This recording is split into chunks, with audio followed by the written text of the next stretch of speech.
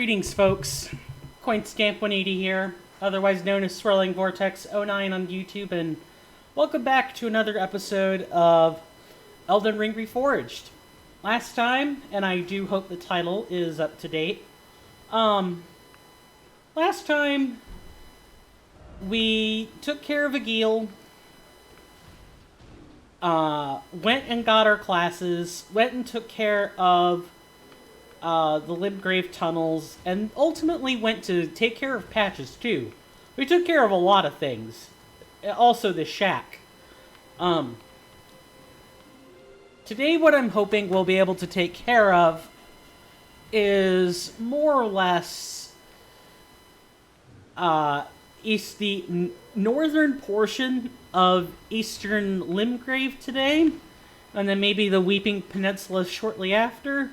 The idea being that there really isn't too much more to do. We have a few crevices we could check out. We got some nighttime bosses we can kill. Hopefully we will find the power to kill them. Right now, we're still kind of too weak.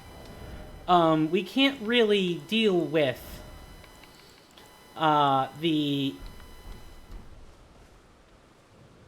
do I put this? We can't really deal with anything at night right now. Like, we could deal with regular chumps, no problem, but anything on the level of the Knights Cavalry? Absolutely not. Absolutely not. My apologies for being late. I came home from school, had basically what amounted to a luncheon, and then proceeded to kind of tilt this so I'm looking this way when I'm getting close to the mic. Had lunch, had to re-explain the situation of streaming again to my parents, or parent, my stepmother's at work, and then had to quickly get the stream ready to go. As some of you may notice, I definitely don't have the title updated. I mean, I do have it updated, but that was done after the stream started, and those updates don't take effect until after I end the stream. Also, I had to decompress from school today.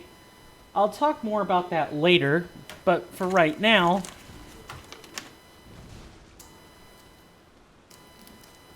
we've spent entirely too long listening to me not play the game.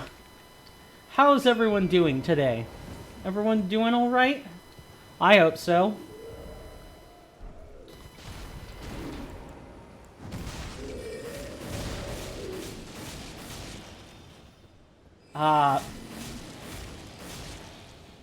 Are you done?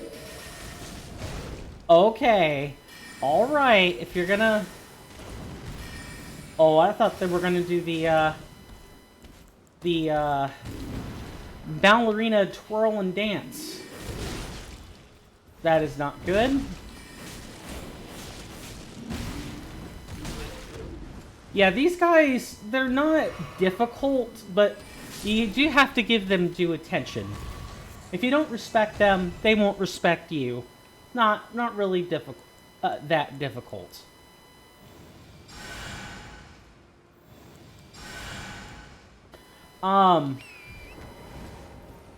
Talking about other stuff, I guess.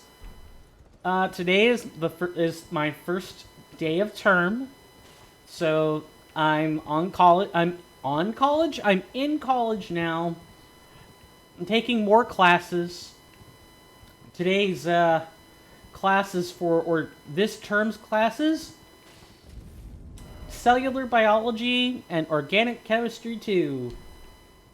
With an instructor who comes from a different land, so his version of English is not something I can readily understand, and so I have to work twice as hard in order to make sure I understand properly. The guy being Chinese is no fault of his own. It's just the whole language barrier thing, where some of his words are clear and some really aren't. That's part and parcel when you're, communicating with people, there's always a chance that you'll be communicating with someone who's in a different land compared to you, in a different country compared to yours, speaking a different tongue, or... Terribly sorry. Are you here as a customer? I am here as a customer, or, you know, just kind of speaking a halfway version between their tongue and your tongue, whatever that language might be. And it's up to you. It's up to the people involved to reconcile the difference. And when you're in a top-down relationship, like instructor and student, the teacher does not reconcile their tongue. You reconcile yours. You make sure that you don't speak in a way they can't understand. And issues that could be resolved through writing should be done through writing. Because his writing is phenomenal. Or, like in my case, the writing is phenomenal. That's the spoken word that's difficult. So I need to make sure that when I'm communicating with my instructor, that's what I do. I try to word very well what is happening, and I don't take for granted, for any amount of time, his ability to understand what I say. He might have been in the teaching profession for a long time, but that doesn't mean he understands. It just means that he's heard a lot. Not necessarily that he understands. These are completely different things. If I tried to speak to you in Italian, it probably would not work out very well. 1. 2, I don't have the... I can roll my R's, but I can't always make the lingual noises that Italian asks me to make. So I sound very American when I talk Italian. And 3, I don't even know all the words. So it wouldn't work out very well for any Italian viewers. So I don't speak it. I can kind of pick up on what's said, but only specific words. It's not every word. Let's see. So, some things that you should probably know when going this way. Outside of, like, the church, and this portion of the coastline right here, the main point of interest is this place here, which is going to be a ruin. This place here, which is also going to be a ruin. The road leading to that ruin. And this section, or wedge, that is also a ruin. We're going to be... Oh, and here, where there's a set of unmarked graves. Or interred dead. That's mostly what we're going to be doing today. Plundering the dead. Or else just, at the very least, getting all the major things from point A to point B. If I ever miss something, let me know. I do my best to try to go for a 100% playthrough of any game I play. Even if I'm doing it for the first time, I try not to miss anything. So I spoil myself as much as necessary in order to actually get the item in question, or items in question. But sometimes there's no time to do that. Sometimes you just have to go with the flow and you don't really get a choice. The early Tales games, like Tales of Fantasia or Vesperia or some others are like this, where there are missables. You can miss them. Really easy. So if I miss something that's blatantly obvious, a major item, like a big bundle of runes, or a sword, or an armor, or something, let me know. I'm more than happy to go back and collect it. I will say some item locations have definitely changed, and there really aren't as many somber smithing stones as there once were. So if it's something like that, then I'll probably just point you to the direction of the changelog and just ask to confirm if, you know, that's not a somber smithing stone that's been removed. That's kind of the thing I'm going to be really careful about. Alright, come on then.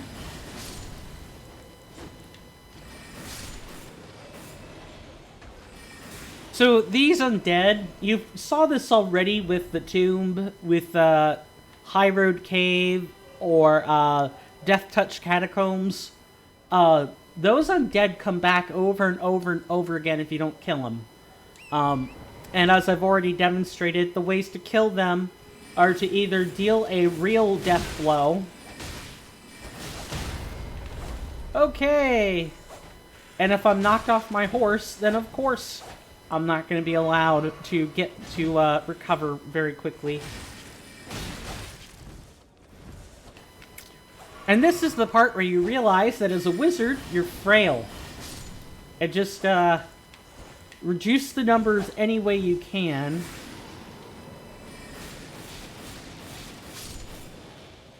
I don't think so. You're going to have to try a little bit harder than that.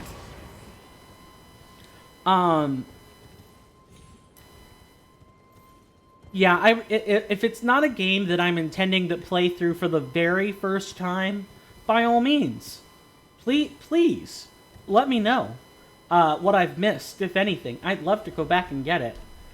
That's the point of a 100% playthrough, is to complete everything. All the achievements. Of course, achievements are a different story, because achievements are, typically disabled when you're playing mods. But that's something that could be worked out. I could do the contents of the achievement without getting the real thing. All the spells, all the weapons and armor. Every major item there is. Anything in a chest. Anything on a corpse. Any significant drops. Armor that is farmed exclusively through farming drops. That's something I want to get as well. So while I will do my best to make sure I get every item, if I do in fact miss something, please let me know. Of course, I go back through after reviewing the footage to make sure that I haven't missed anything. Or that, if there was something on camera and I just wasn't looking in the right place, I could fix that. Okay, is it over here? There's a monument that an NPC is sitting at. Ah, yes. Is the death has left its mark once again. Ah, a tarnished, are you? I'm known as D. I hunt down those who live in death and weed their death root. Heed my warning. The village here has been touched by death. And worse yet, it is home to a mariner. If you value your life, then go no further. Oh, okay, D. Sure. The village here has been touched by death. Turn back while you still can. The village here has been touched by death. Unfortunately for you, D, we have to go through there. We don't have a choice. I mean, we do have a choice. There is just don't do it right now, but that's no fun. And on top of that, we can handle ourselves. It's a mariner. What's the worst that can happen? Right? Thankfully, we have this nice, easy to work with village outskirts rest site, so that all we have to do, if we die, is quite literally come back to the water. See that over there? That there is the mariner. Yup, he wasn't joking. A real mariner. A boat on a lake. A skiff on a lake, even.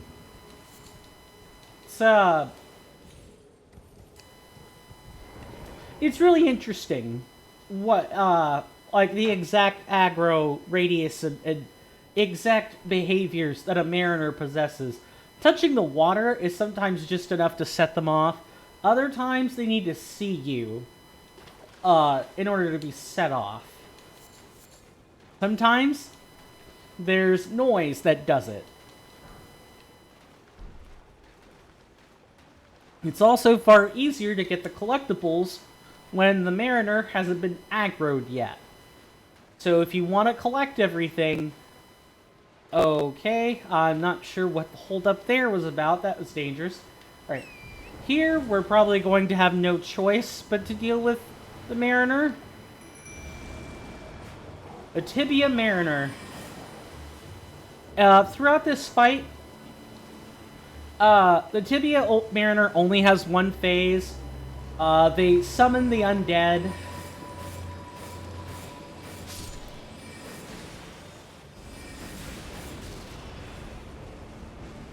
Yeah, they pretty much summon the undead. They'll splash water. They can call upon Deathfire. And they will constantly summon their minions as well. So there's no point in killing them all.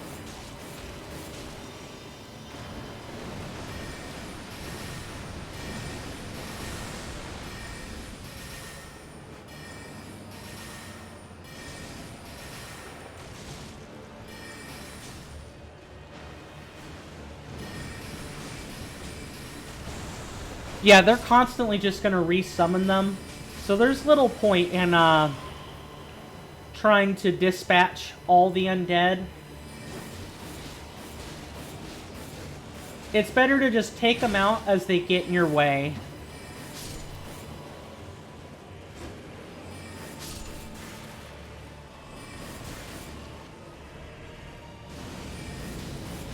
The ones that you probably really want to get more than anything else are these scythe wielders. They will unleash a homing skull of death flame and absolutely use that skull to their advantage. They create space for the Mariner, among other things.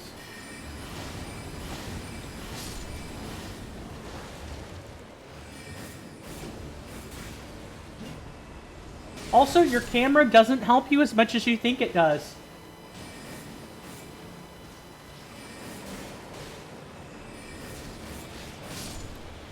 Yeah, your camera is...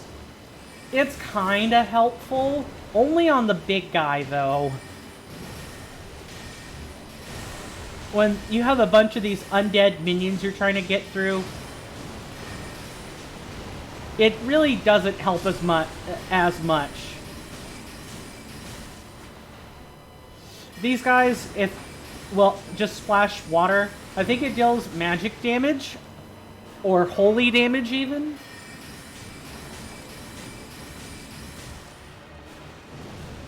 You and I can do this dance all day, Mariner. All day long.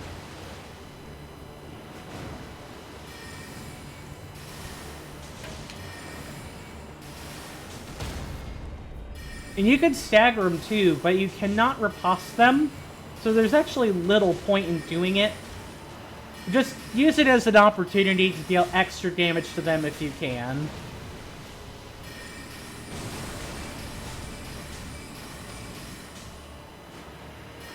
Yeah, I was about to say, he's gonna disappear one more time. He has not entombed the undead yet. That will be happening in just a second.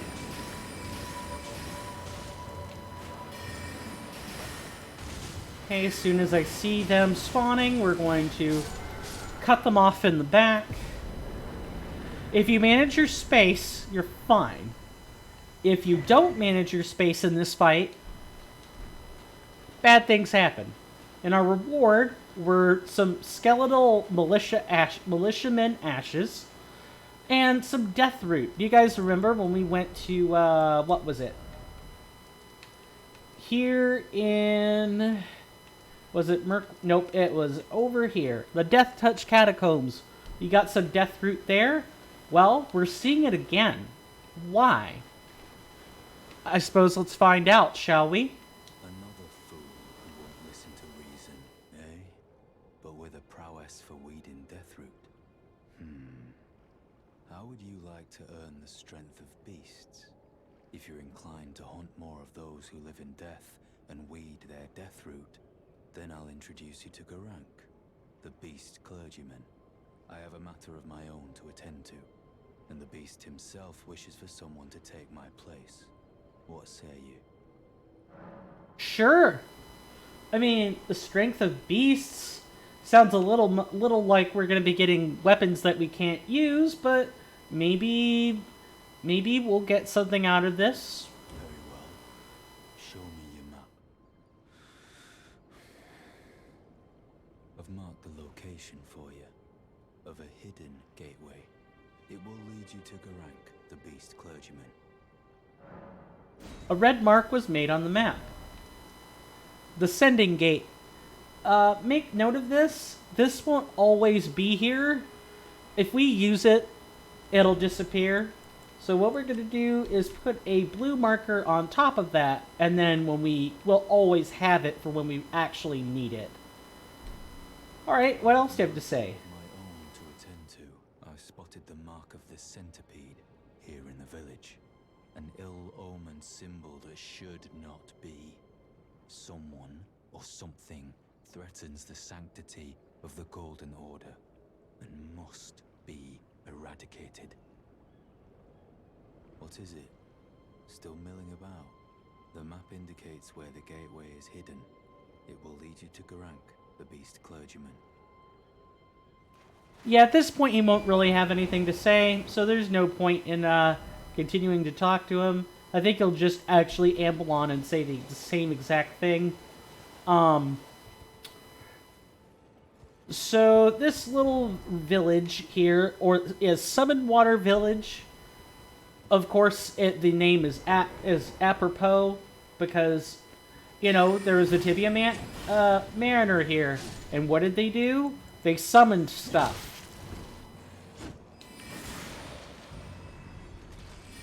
Not really hard to figure out, huh? Human naming conventions can be so predictable. Oh, really? You decided to do one of those? Sure. Sorry, headphone itch happens sometimes. Recasts? Yep, that makes perfect sense. Alright. This here is also a place we could go check. However, I don't recommend it unless you want to die. You might be able to... Actually, one of these grave markers will most assuredly let us know why that's a bad idea. So let's actually head over to said grave, set of graves and see exactly why that is. It'll make a lot of sense to show rather than say on this one. Is it over there?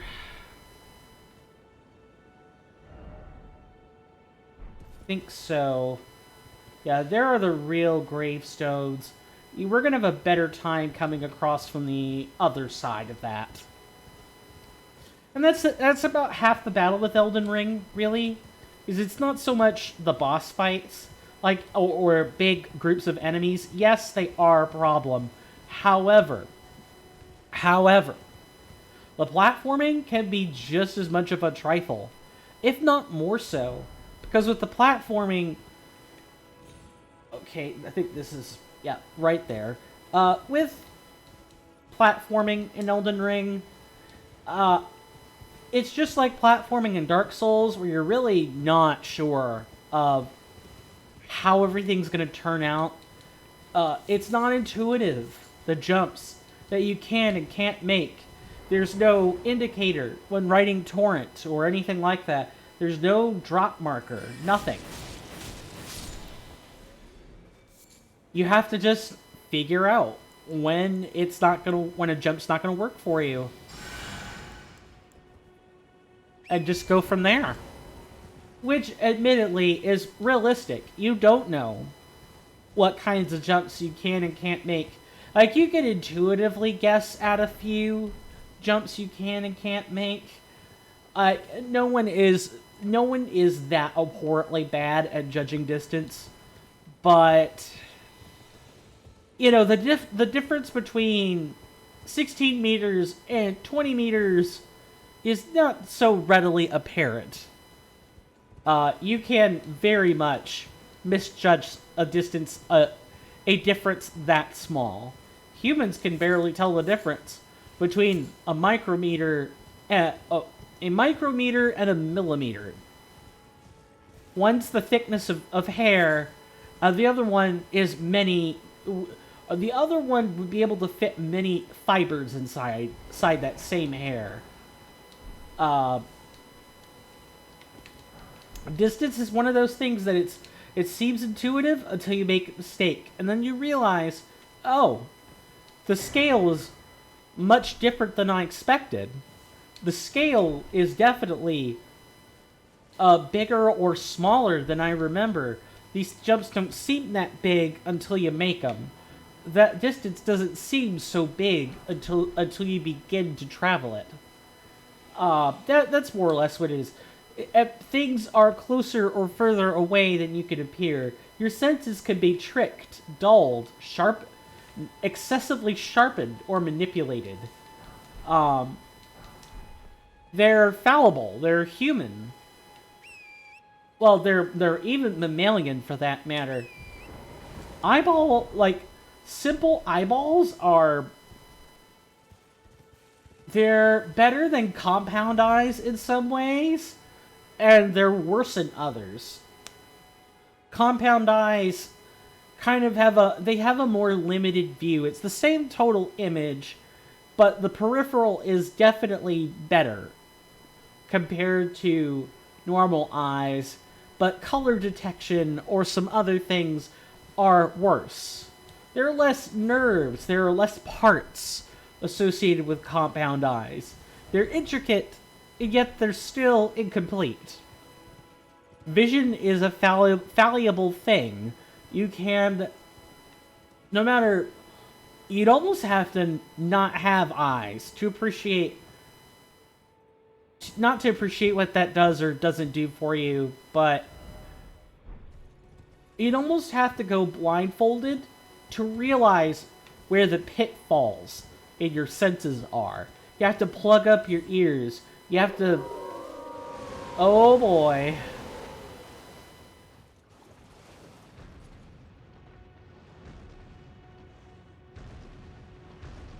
I feel something. I felt something. Had to have just been an insect, though. Yep, this is what I meant when I said if you want death, you can get it.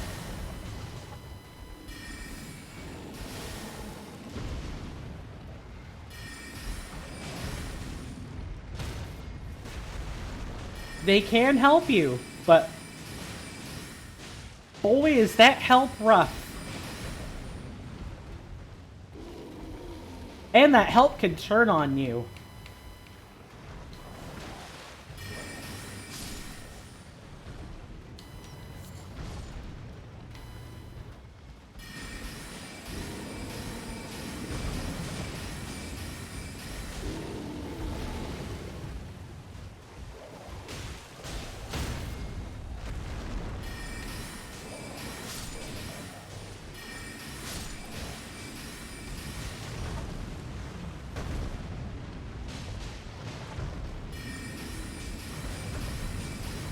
This is a proper room bear, by the way. Proper room bears are really difficult to take down.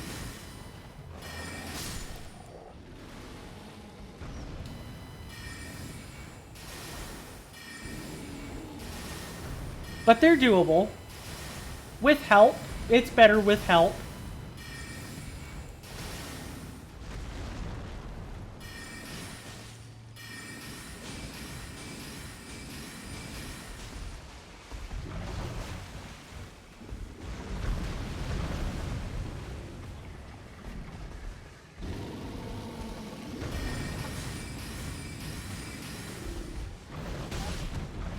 Yeah, and they've got quite a few mix-ups, too, that keep them from being predictable. And hey, your reward is a few thousand runes. That used to be like, what, 600 runes? Or like 1600 runes? Now it's like a few K. It's actually worth it. Which is nice.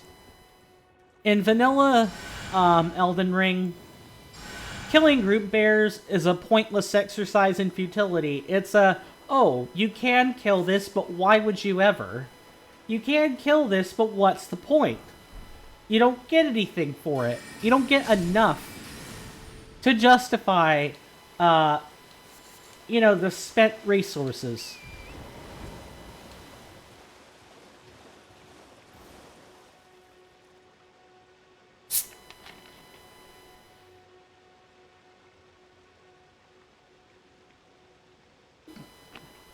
Not sponsored. Not sponsored by Sprite.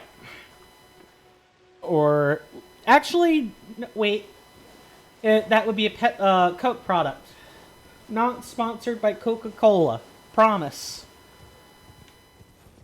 When you drink soda, I don't drink it all the time, but when you drink it as often as I do, you become very familiar with what a Coke product is and with what a Pepsi product is. I'd like to become less familiar with them, but that would require, well, that would require some restraint more than anything else. But more than that, the only soda I want to be familiar with until I die is Cheerwine. Cheerwine is my favorite soda. It used to be Sprite, but it's Cheerwine now. Cherry soda is really delicious. Yes, Cheerwine is caffeinated, and carbonated, but it's not nearly as carbonated as some other beverages. It's a smoother drink. It's very good when it's lukewarm. A fact that many who don't like ice in their drinks will appreciate. And, you know what the best part is? They only partner with Pepsi for the bottling and distribution. They're an independent product. And have been for a long time. If you want to support, intermediate-sized companies, choose the one that makes Cheerwine. It's good.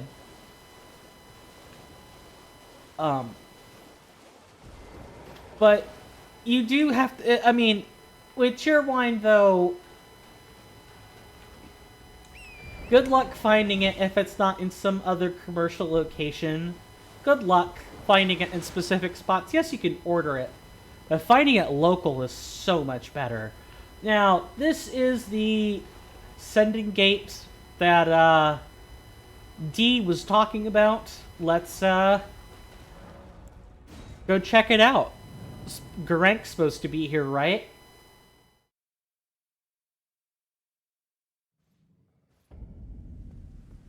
Grail's Dragon Barrow. Yep, as you can see, we are way this way.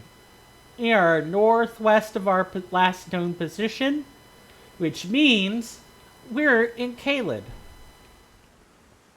And that there is a boss. We don't want to touch that.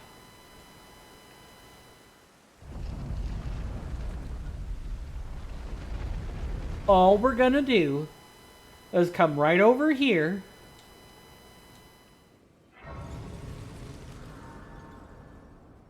Activate the rest site and go talk to him, right?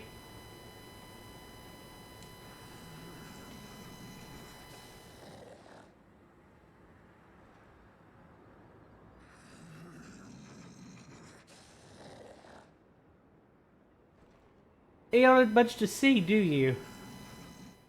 Yep, this is Garenk. He gets more vocal when you talk to him.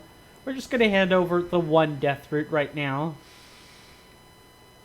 I smell it. Death. Feed it me.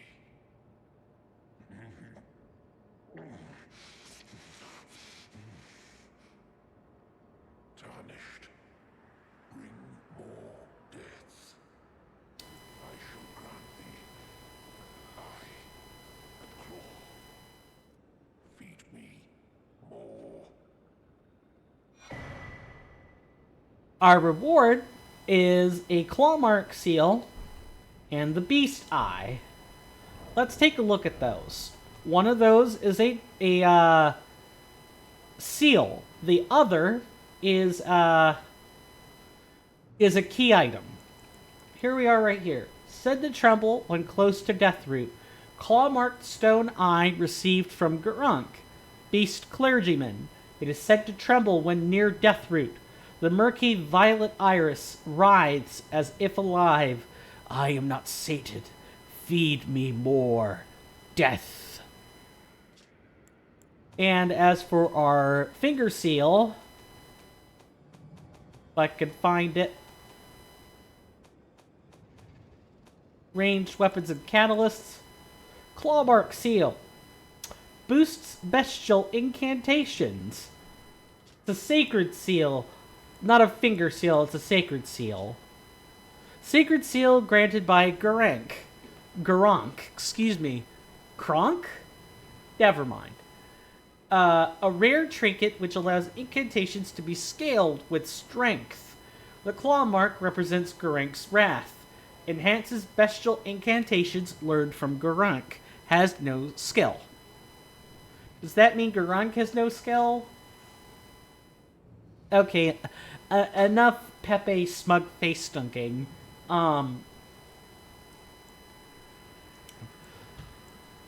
Pretty much the difference here is that if you are a strength build, you almost always want the Clawmark seal.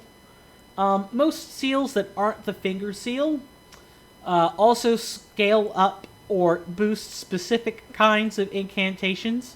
The same could be said for staves too. If it's not like a common staff, it's a specific kind of staff. It will boost a specific kind of sorcery, and not much more than that. There's no reason for us to use finger seals or the Clawmark seal, because their strength is very low and will likely stay that way for a long time. But there will be some other seals later that will be far better for us to use. I'm not sated. Feed me more. Death. Bestial Sling. I shall grant thee eye and claw. Feed me more. I shall grant thee feed. So there are 9 Deathroot in the game. We have given 2 of them. There is a breakpoint at the first one, the 4th one, and the 9th one. There are other breakpoints as well, where various things are rewarded. But the ones that we care about for story purposes are 1, 4, and 9. We obtain the eye and claw. That's the talisman and the key item that lets us find more. Or detect more in specific places. 4 is... I'm not going to spoil it yet. And 9 I'm also not going to spoil yet. For those that are curious, I have only managed to give him 6 out of 9 in the base game. And then didn't make it past that, started modding the game before I finished. That kind of thing. Let's see... We're bumping up our stats slowly but surely. We also got Bestial Sling. Let's take a quick look at it. Switch view. Incantation taught by Gurunk, the Beast Clergyman. Swiftly flings a number of sharp rock shards. This incantation can be cast without delay after performing another action. It is said that in the time before the Erd Tree, stones were the first weapons of the beast to have gained intelligence. This incantation will generate additional FP. Oh, it's a generator. It's not just any old spell. It's a generator. That's awesome.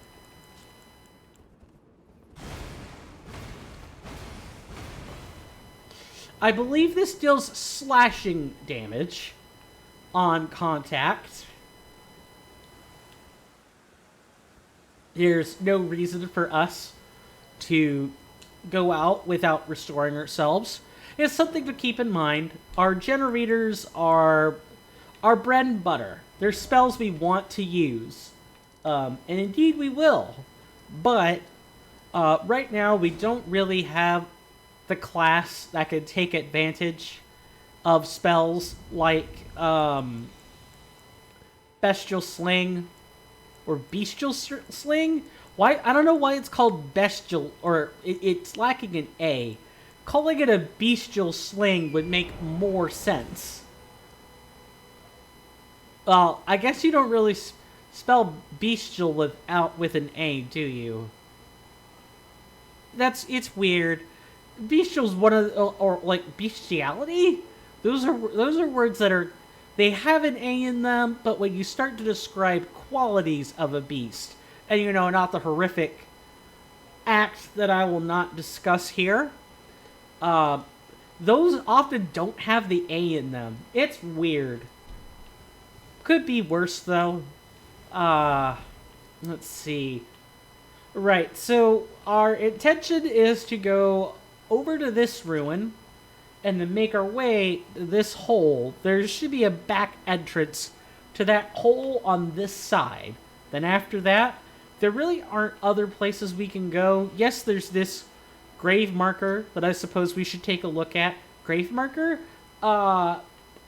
Like, set of graves? It's not a mausoleum.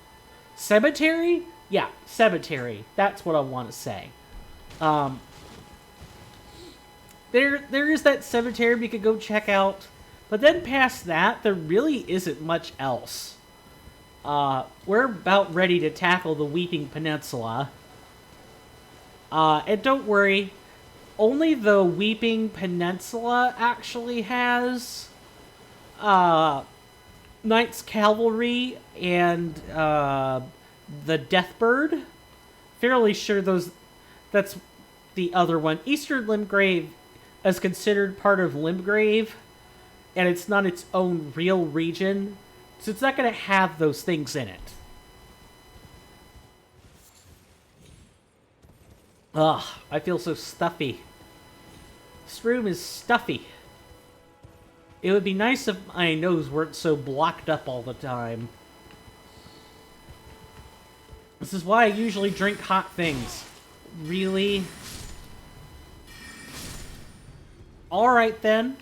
If you guys want to tussle with me, tussle. But you're going to regret it.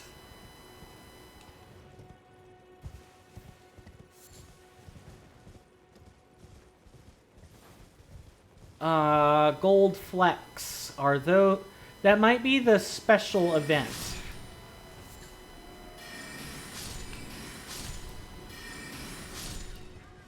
Not all of them drop bones either. You might notice that I go after random beasties like this a lot. We need the bones. There are times where we're not going to be able to cast a spell. And so we need to change classes. We need to change playstyles to make it work. We should do that. Anything else would be, wrong. We're gonna be going through all the playstyles, but our main focus is on casting spells. But we might need to shoot a bow sometimes. We might need to chuck open a crossbow or use a pair of daggers. We need to be able to do that stuff without really questioning our ability to do that stuff.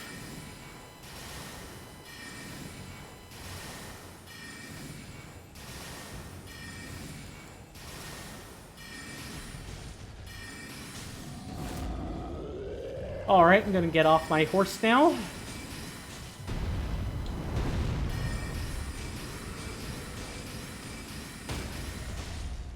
Nice stagger.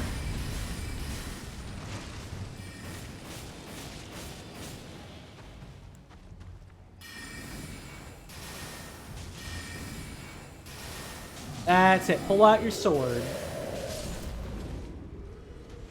You didn't even get to pull it out there, bud. We can handle ourselves.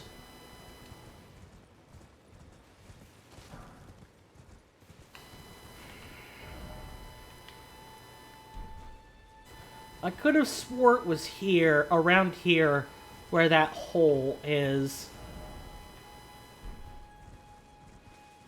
I don't want to be jumping into Caleb quite yet.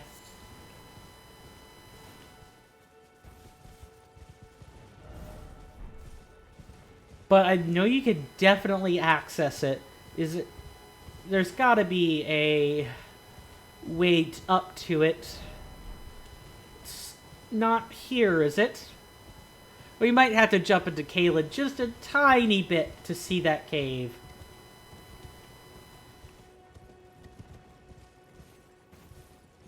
It's worth it, though. It is definitely worth it.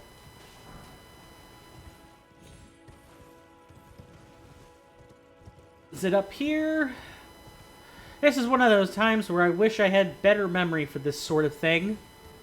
Unfortunately, my memory is going to be a lot more consumed with drawing equations and making sure I know all the physical and chemical markers that are in a cell. What mediating molecules are. Things like that.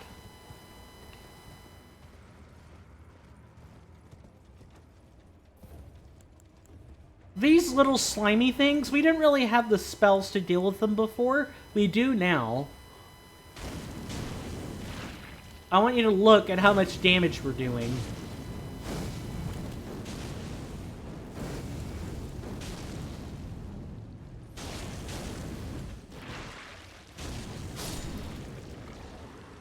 $64 with this is not bad at all. Doing only 30 is a good indicator of how resistant they are.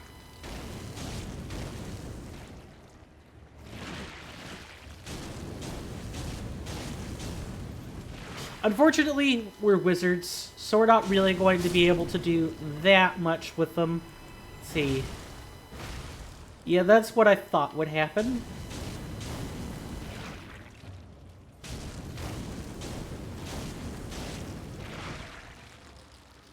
But we do eventually recover our FP.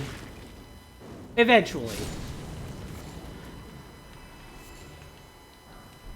Yeah, that's what this playthrough is going to be all about. If you ever want to know or review what we're doing, you can type in !player build, all lowercase, all one word, and that'll let you know exactly what the intention is. We are going for a triple trifecta on the casting build. Faith, Int, Arcane, all pretty much at equal levels. Yeah, all pretty much at equal levels.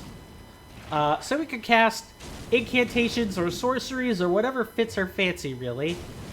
Yeah, if you could cast it from a staff or use a finger seal in order to actually cast it and will it into the world, then that's what we're gonna do. On the downside, though, we're not going to be as sturdy or as quick as some other caster builds are. We're paying a lot for our ability to, we're paying a lot for our ability to pretty much do anything else with that build. So we're not going to really be able to fire a good bow, or we're not going to be able to use a good mallet, or we're not going to be able to use a colossal greatsword. Oh boy, that was close. We're just not going to have that stuff. But we won't need it. We don't need it for what we're going to do. At all. Okay, I guess we'll come back to that later. I tried looking for it. I'm sure we did see the entrance for it. In fact, I'm gonna put a marker there so we know where to find it. Let's turn our attention to this unmarked grave, or they keep calling that. It's a cemetery.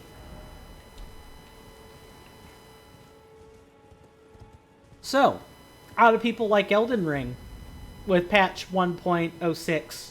People like it a lot. I like Elden Ring. I liked it before the patch. I'm sure happy to be playing looking for. You can get rid of.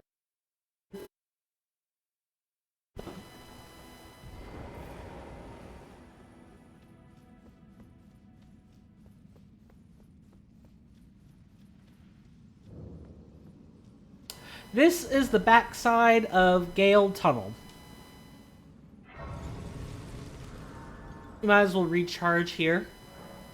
It'll give me a chance to take a sip of drink.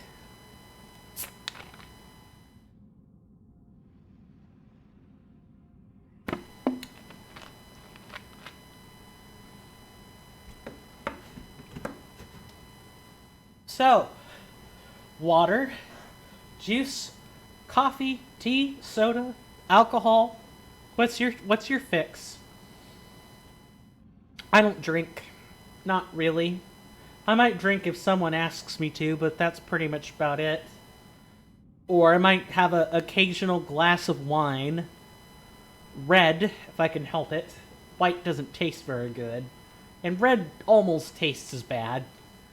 I swear, alcohol is... I don't know how people drink that stuff. People must drink it for the social aspect, or, you know, for the actual effect it has on your body, and not because of the taste. I don't know of people who like brackish mineral water as a taste. I don't. And most of my friends don't either. We're all more of the soda and fun energy drink crowd. Ooh, nice find. Smithing Stone 4. Awesome. Oh, hi Alexander, what are you doing here? I hadn't expected to see your face again. Are you heading to the Festival of Combat too? Oh, no need to be coy with me. Judging by the fine wallop you gave the old backside earlier, I would venture you're something of a warrior yourself. The mere thought of such a festival gets the blood pumping, eh? Now, according to my calculations, passing through this road should lead us to the Kaled Wilds. But, however you slice it, it seems we've reached a dead end. I'm sorry to have raised your hopes. It seems my calculations must have been off. No, I think your calculations are spot on, bud. It's just, there's a door here. And we can't open it from that side. I was created to be a warrior vessel. Were you? Great warriors reside within me, ever dreaming of becoming a great champion. It's my destiny, and the reason for which I quest. It is my ordeal, you could say. To test myself, to better myself, to fell ever greater foes. And then, one day, we'll be a single great champion. The greatest of them all. What do you think, eh? How do you rate my chances? Well, you're a sturdy warrior jar. You don't have a real dent on you. You don't have any cracks. Nothing of the sort. Even that wallop I gave you doesn't show... It doesn't show anything. You've got a few blemishes, but yeah, I'd rate you have good odds. What? What? What? Oh my god! You can see inside him! What? You can see inside him! That's a clip. That is a clip. Wow, just... Now we know how the model looks. And that really is just a hunk of empty space. I thought you said you had great warriors inside of you. Was that what you said, Alexander? Oh. Oh no. That's all bloody empty space. Oh well. It could be worse, I guess. Alright, let's continue onward toward that grave site.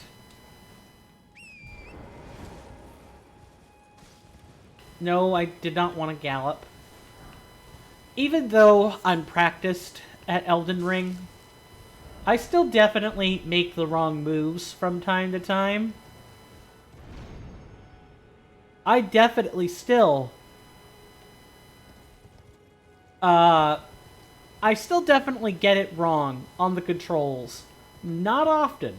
Not often. Thank goodness, not often. But it does happen. It does happen. And it kind of... It sucks. It... Oh, Lord. I'm dead.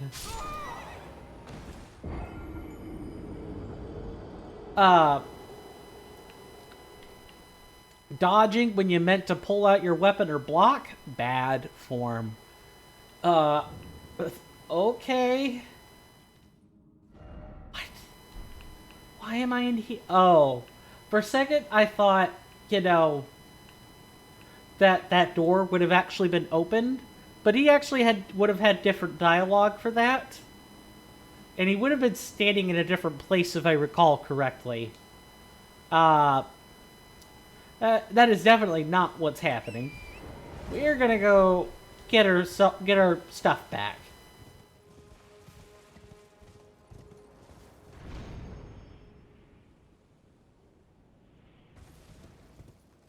And figure out what to do from there.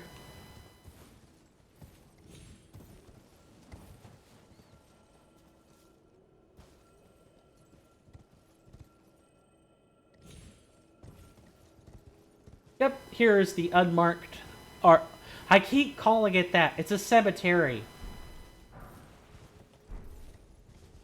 What is it? Fern Gully Forest?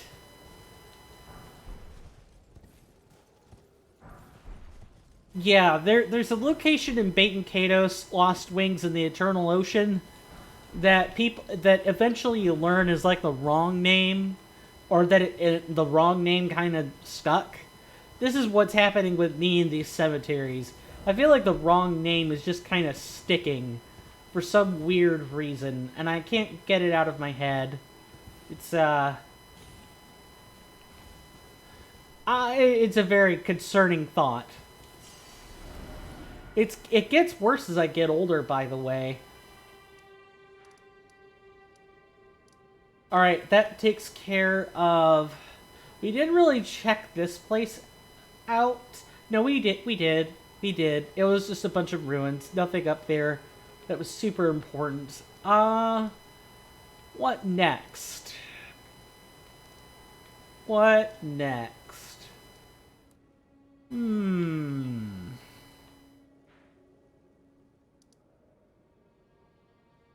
I don't know. Oh. Right. The,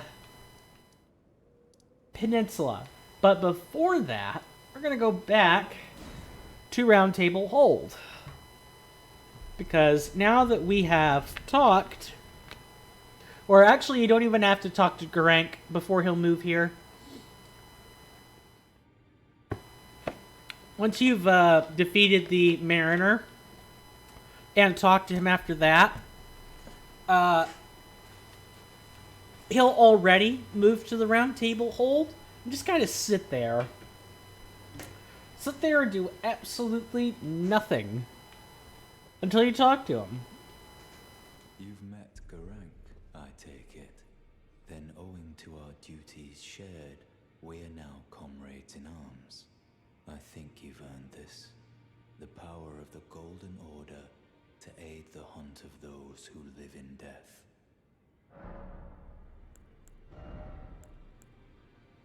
Wow. There's a lot. Okay.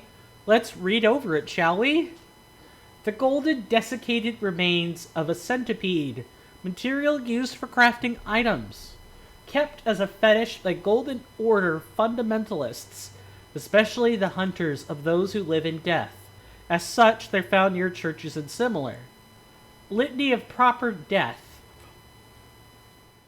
One of the incantations of the Golden Order fundamentalists used by hunters of those who live in death. You're noticing a pattern here. Creates an image of order, dealing holy damage to nearby foes. This incantation is especially damaging to those who live in death. Any felled by the incantation cannot be revived. The role of the hunters is to stamp out defiled reason, all for the perfection of the Golden Order.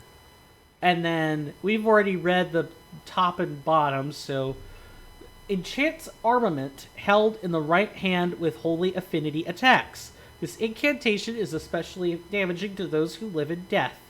Any felled by this incantation cannot be revived. Okay, actually the only thing that changes is one sentence. Just one.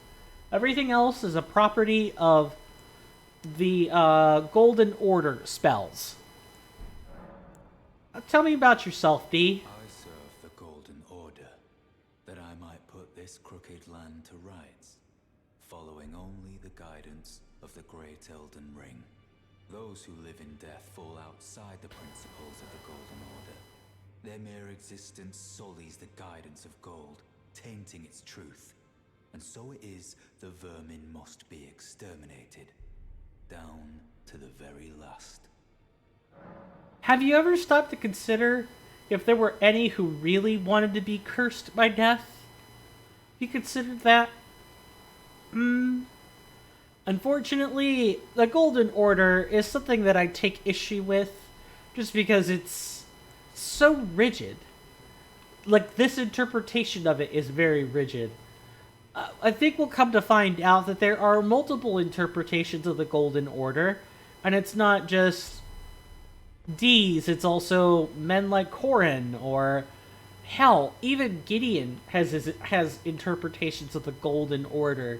There are a lot of people who have opinions about them. The Golden Order was a very populous faction, and even proscribed religion back in the day, before the Shattering. Let's see if you have anything to say, Fia. I don't imagine you do. We need a certain other someone first. I am pleased, and you like me. Now,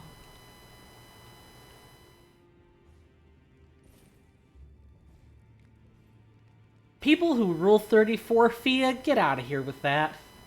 Don't do it. Fia is mama territory. very warm. Then good day. Okay, you don't have anything to say to us. That's fine. Yeah, Fia is mama territory. She is not that other territory. Leave that for some of the other younger girls. Leave Fia to hugging you and leave her be. Don't rule 34 her, even though I know you're already going to. Gross. Disgusting. But I suppose everyone has their preferences. Some preferences, though, are cursed. they're very cursed. Well, I took you no matter to lay out your arm. Uh-huh. Lay out your arms. What's that? Any duplicate items? We have one. Two. Nope. One of those is altered.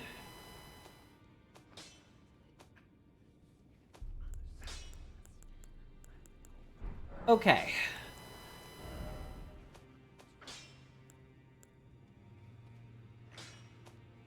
We will be getting a better staff at some point, but we definitely are going to have to strengthen our staff a lot more before we hit that point.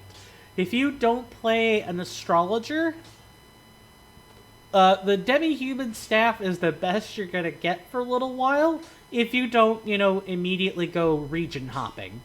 If you head over to, Southern Liurnia, there's a merchant who will sell the astrologer set and the staff, and you can just grab it right out of the box, and it's better than demi-human staff. But I think that's boring. And on top of that, it doesn't really let us explore regions. It doesn't let us see what is on offer. It feels less organic, I guess is what I'm trying to say.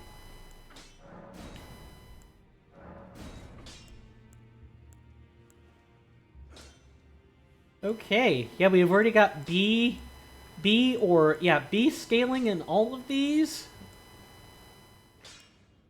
And we even have C scaling in Arcane. Good stuff. Now, there was something else that I wanted to show.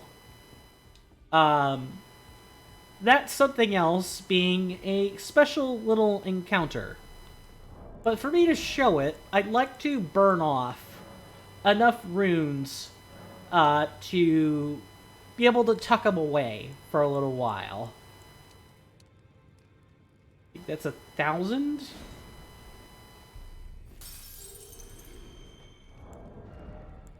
Alright, let's make it poppable. And on top of that, do we have a soap? Those are sleep pots. And we can make poison arrows. Goodness.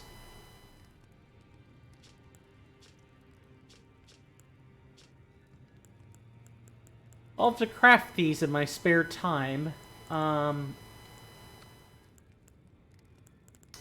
There's nothing for that status either. Okay. How many can we make? We could hold 35.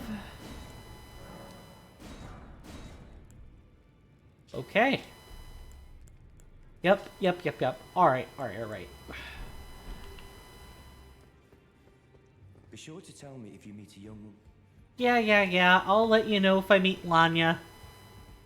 I'm not sure she'd want me to tell you, though. Itchy brow. That would have been bad for what I'm about to show you. Alright. So we have this down here. And there are places you could go.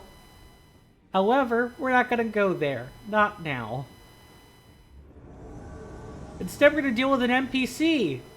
I'll let the fight speak for itself.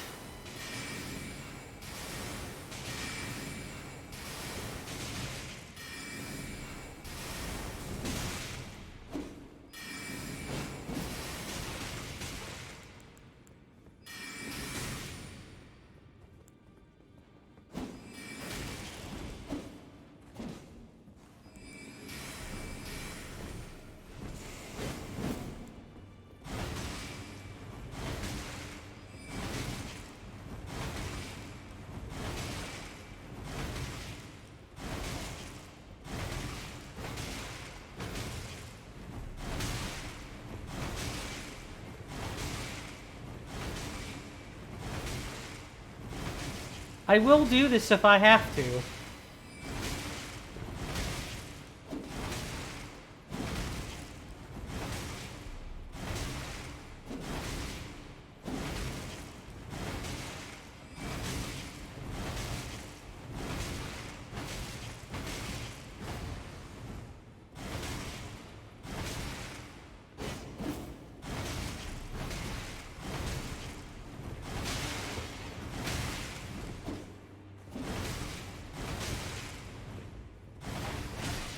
Oh, you poised through that.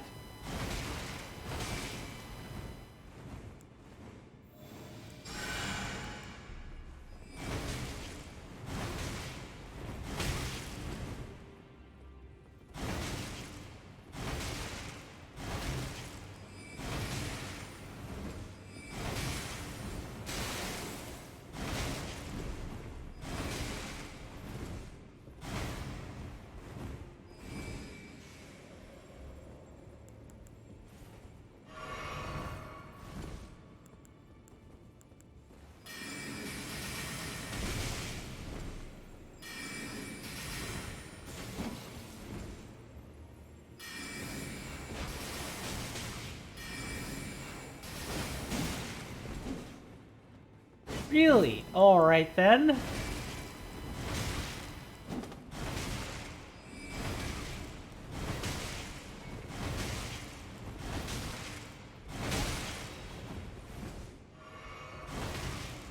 Well, at the very least you won't have to do that, or you're not going to get to do that again.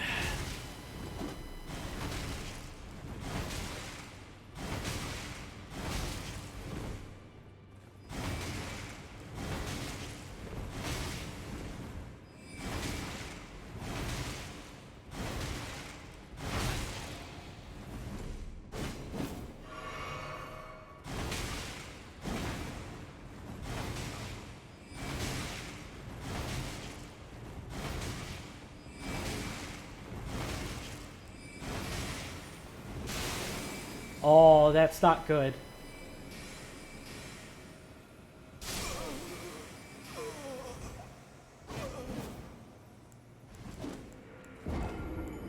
So, that is Albrecht.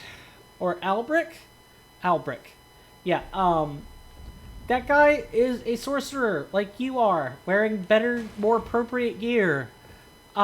He doesn't take very much damage from sorceries, and what little he does take, I mean, this guy takes a while if you don't have the right attitude and the right skill set for dealing with Albric.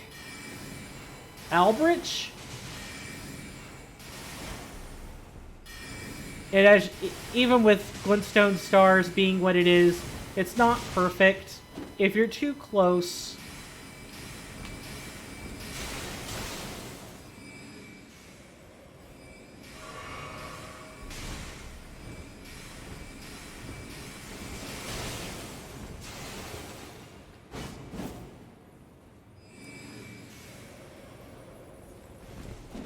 I thought the animation was shortened, I guess not.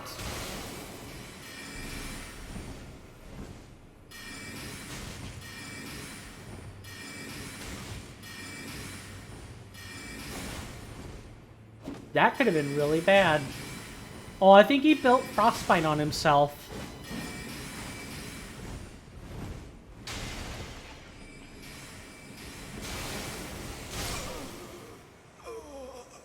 So, that was that Ice Crag? Iron Crag? No, that's a Magic the Gathering card. I think it's Ice Crag. I think that's the name of the spell. Yeah, you can't roll that.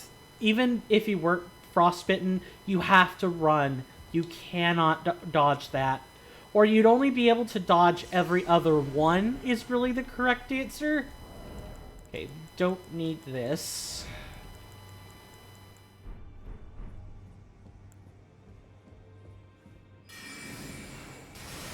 The only thing that's really left to do is to try again. If you keep him at medium distance, then he can't really roll into you.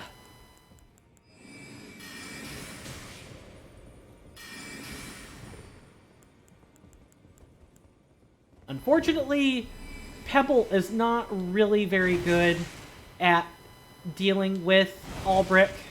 Like, most NPC invaders, most of your generators aren't gonna really work. And rolling through ice crags really doesn't work. I keep trying it, and it never works. You just have to run. And you might still not... Yeah. You might still not get away. He's really hard to deal with.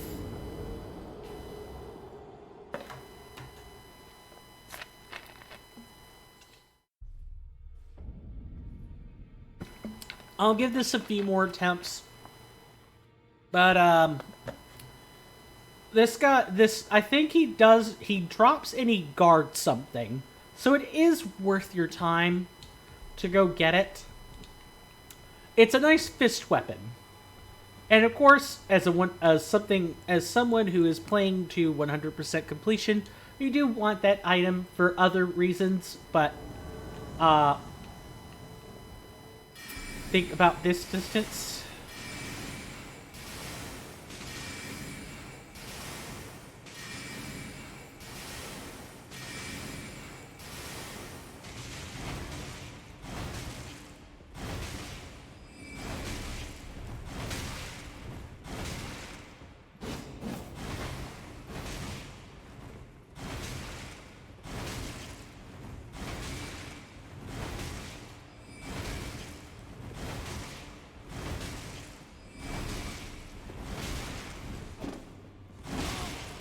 Oh yeah, that's got some deceptive range.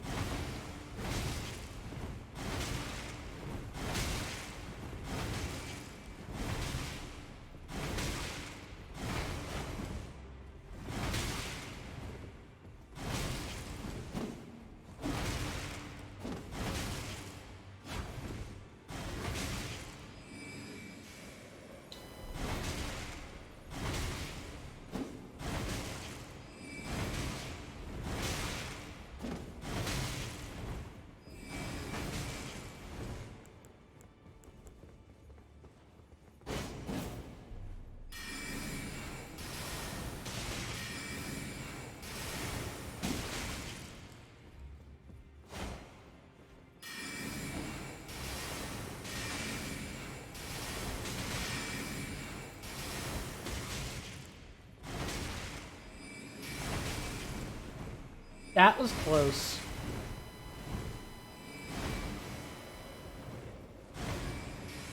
And I am... Oh god. Not good. I have to wait for my FP to regenerate. I mean, I can drink the flask, but why would I?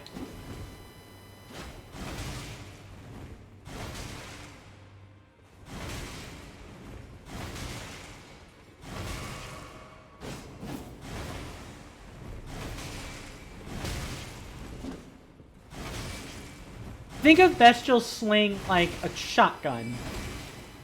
That's quick, it does decent poise damage, but it doesn't do much more than that. That was really close.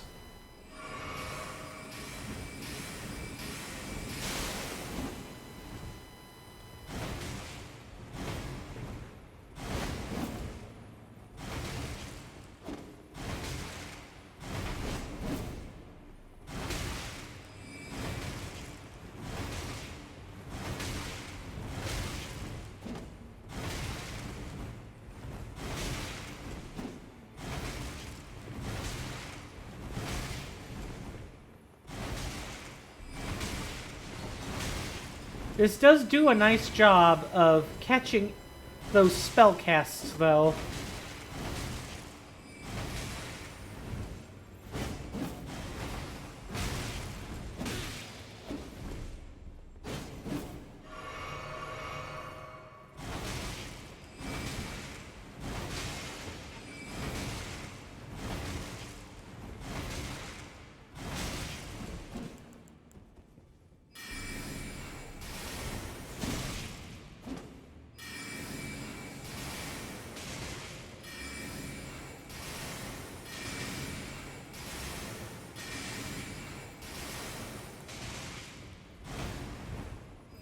Did he roll through that? He seriously rolled through that. Unfortunate.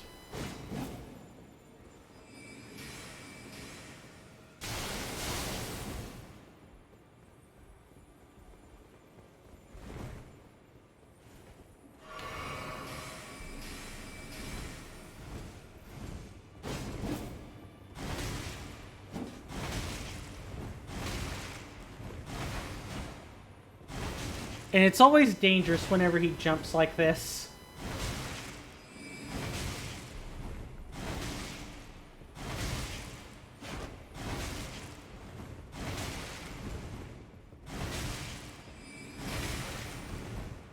Oh. Rolling with the shards.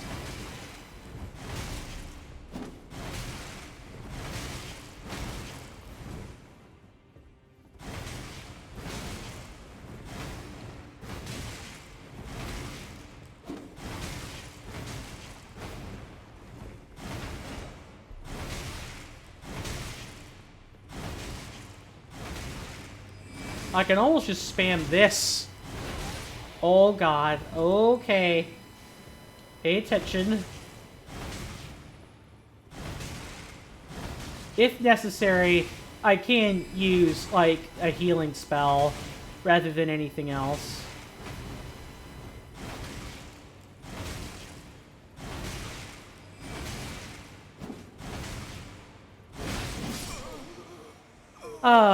I got greedy. I know I have him. I have his number. I just need to, do it again. I just need to do it again. And, those 100 souls are gone. Runes. Those runes are gone, but that's alright. That's the whole reason we pocketed our runes to begin with. Was precisely so we wouldn't feel compelled to get our grace marker back.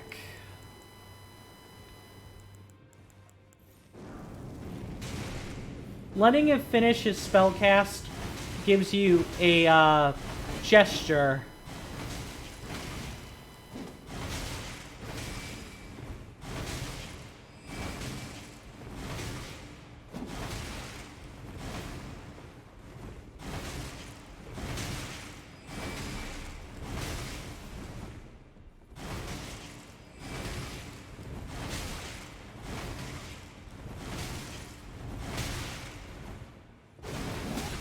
Oh.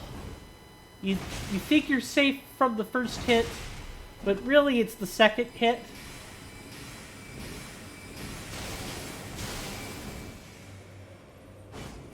That's bad.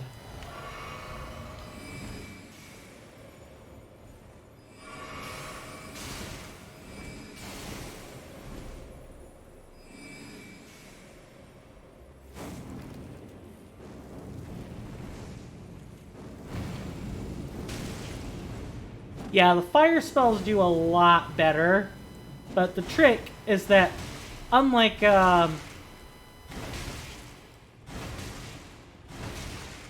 Glintstone Stars, you really won't have much to work with in terms of like roll catching them.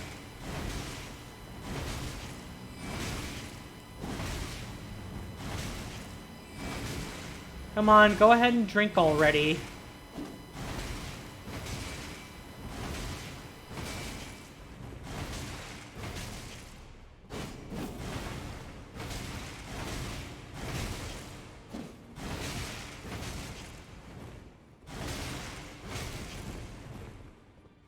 Or did he not find himself drinking within drink range yet? Yeah, a few good hits from that scythe, even if they don't do much, the frostbite and bleed are really dangerous.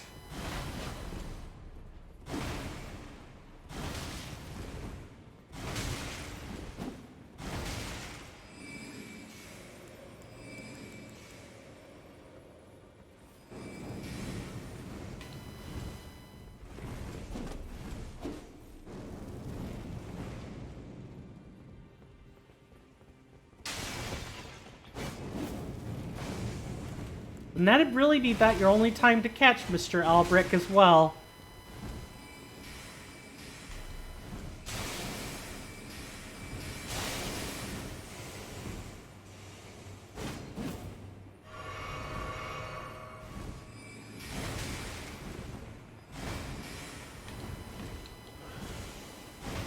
Why, you cannot...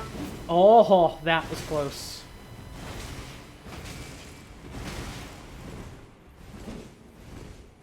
He really couldn't make up his mind on how he wanted to hold that weapon, huh?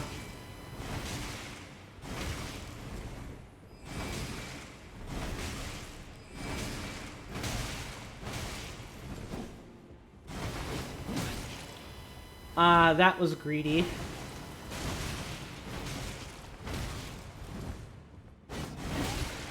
Wow, that's being absolutely reckless.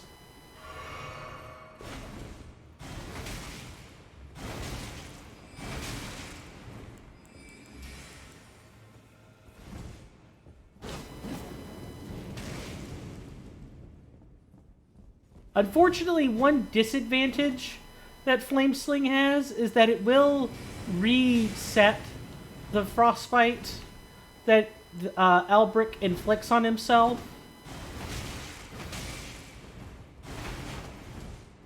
So, if you have issues with Albrecht when he isn't being frostbitten by himself, then maybe don't bring fire to a frost fight, so to speak.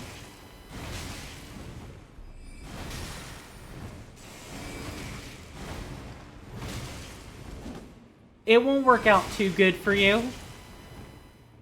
It all kind of depends on what you're willing to deal with.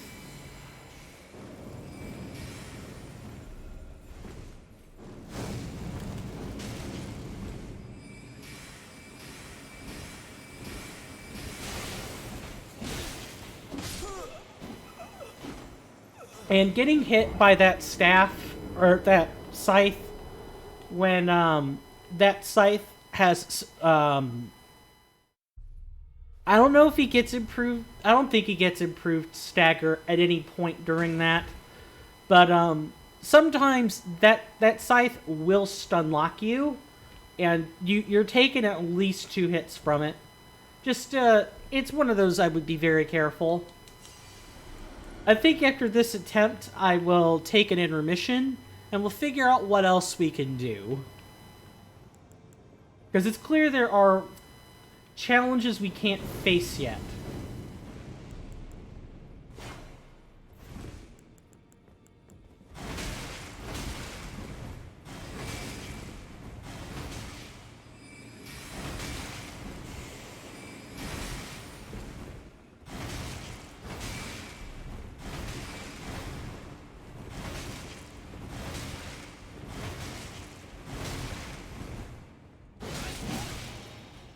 If I take another hit like that, I'm done.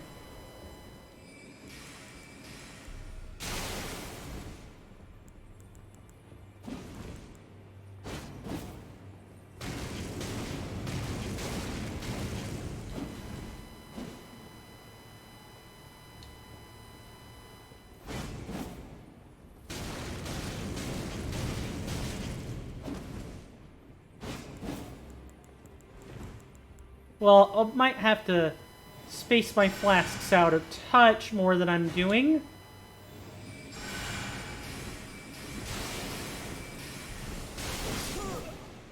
Alright, that was over really quick.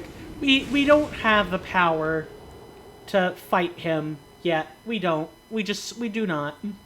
We'll have to come back later. That's a running trend with a lot of fights, by the way. Is that we're just not strong enough at this stat level, at this gear level. We don't have the real upgrades we need to fight him. In vanilla Elden Ring, you could. Albric was hard, but you could do it. But here, no, not possible. Not with what we're doing. We need to come back later. So, we're going to rest at the table, and we're going to take an intermission, and then we'll be back in 10 minutes. Stretch, eat, drink, make a coffee, do whatever, really. But when we come back in 10 minutes, I think we're about ready to tackle the Weeping Peninsula. And with that, I will see you guys in 10 minutes. Right, catch you later.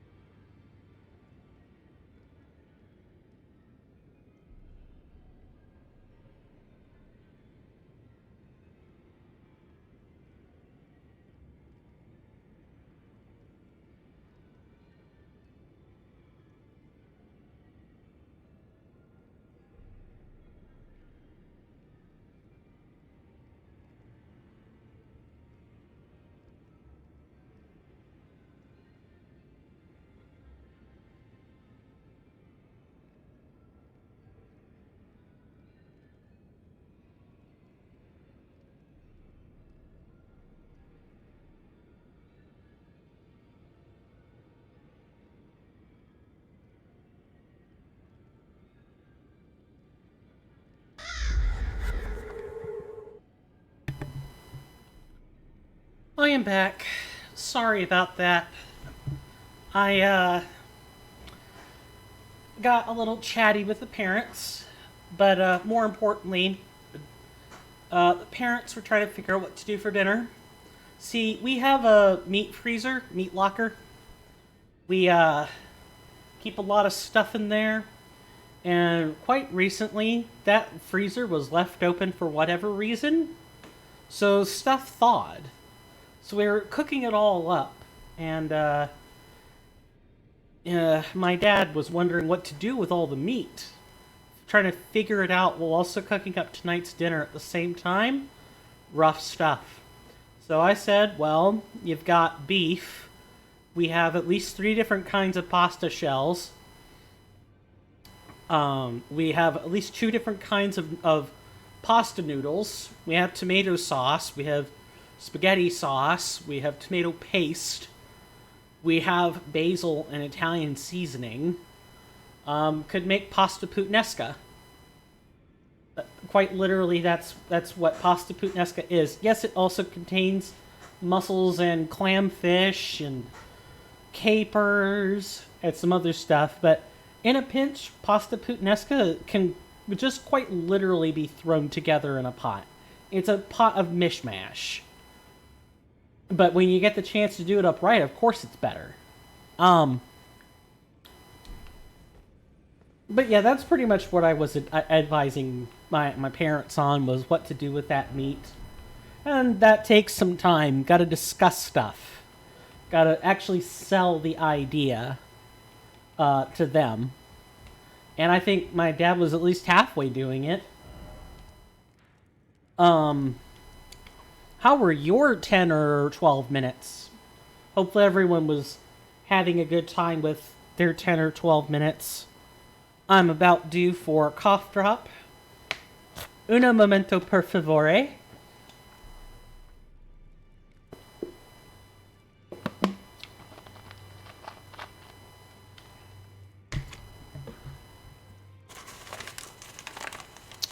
Almost down to my last bag of cough drops.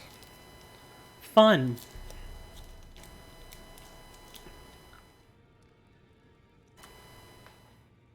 I'm basically taking them like candy whenever I gotta talk for long periods. Hate it. But it could be worse. I could be unable to talk and forced to have to type everything I say whenever I'm not playing. Is it Buffmeister? Yeah, I think there's a guy who does SMT content, or Atlas games mainly, and their name is Buffmeister, and their streams are famous for Buffmeister actually typing things that are happening rather than saying it, because I don't think they have a microphone, or else are mute. I don't know which one it is. I'm going to assume the guy just doesn't talk. But I knew a person once who was like that. Let me see how I can gently describe this, because it is kind of a personal story. A personal for her. Let me see. Let's try it like this. So, that person, I used to raid with her. She was a tank, which is very hard to do in a game where you need to talk. If you're raiding as a tank, you gotta be able to speak. You're the person who needs clearance more than anyone else to talk. Be able to say, go here, go there, taunting, picking up the ads, this, that, or the other. You gotta be able to do that. You could get really creative if you can't talk. There are a lot of macro programs that spam things in the raid chat or make a raid announcement or something along those lines. There are things you could do to mitigate this, and she was very good at what she did. She was a superb tank. Chef's kiss. But the reason that she couldn't talk was because her vocal cords got clubbed out. They were battered to the point that they couldn't be used. Let's just say that she knew this person. She knew him very well. She is no longer with that person, but still. She can't talk because she physically can't talk. And it sucks. And if I ever met the man who did that to her, I would probably rip his throat out. Or do some, I don't know, sue him in court. Do something. Okay, go over there then.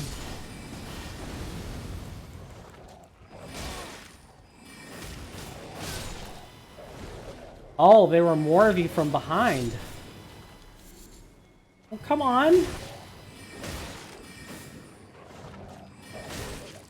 Oh, I'm gonna die. Okay. Jeez.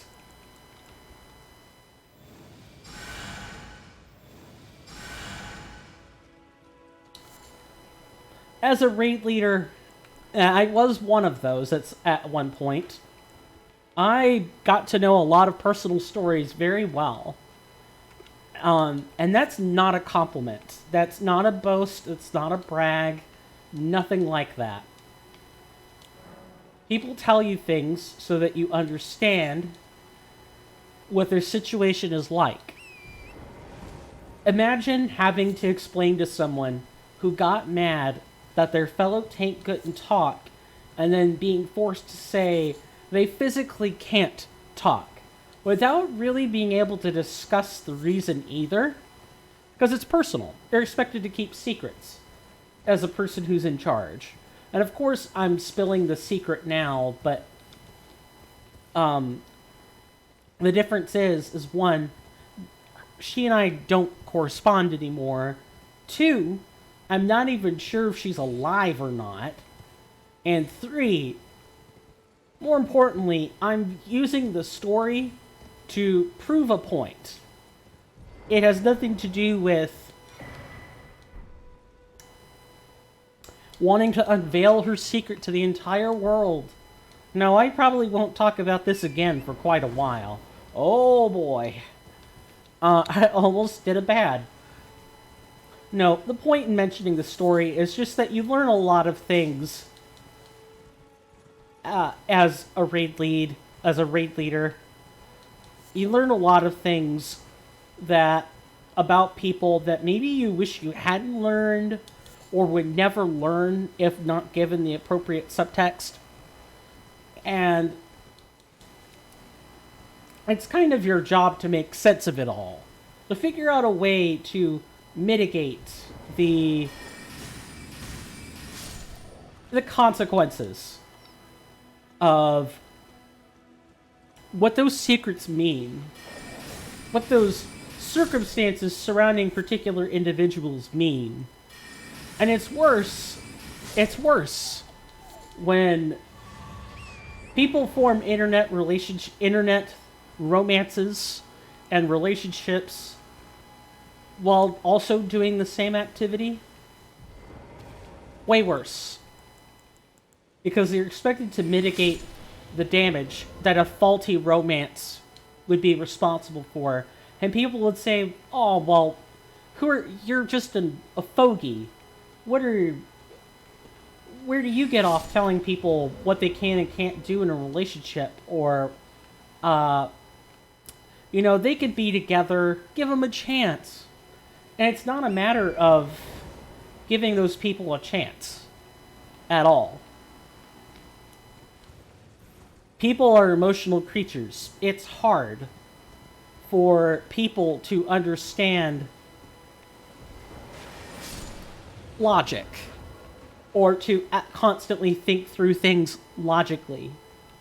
Before I forget, these special towers are always given like an adjective or a possessive followed by rise. These towers almost always have memory stones in them, and we want those for our build. They almost all have the same architecture, Their layout can vary slightly, but almost all of them have these ladders, and almost all of them have at least an elevator in them. You'll see what I mean when we come across another one.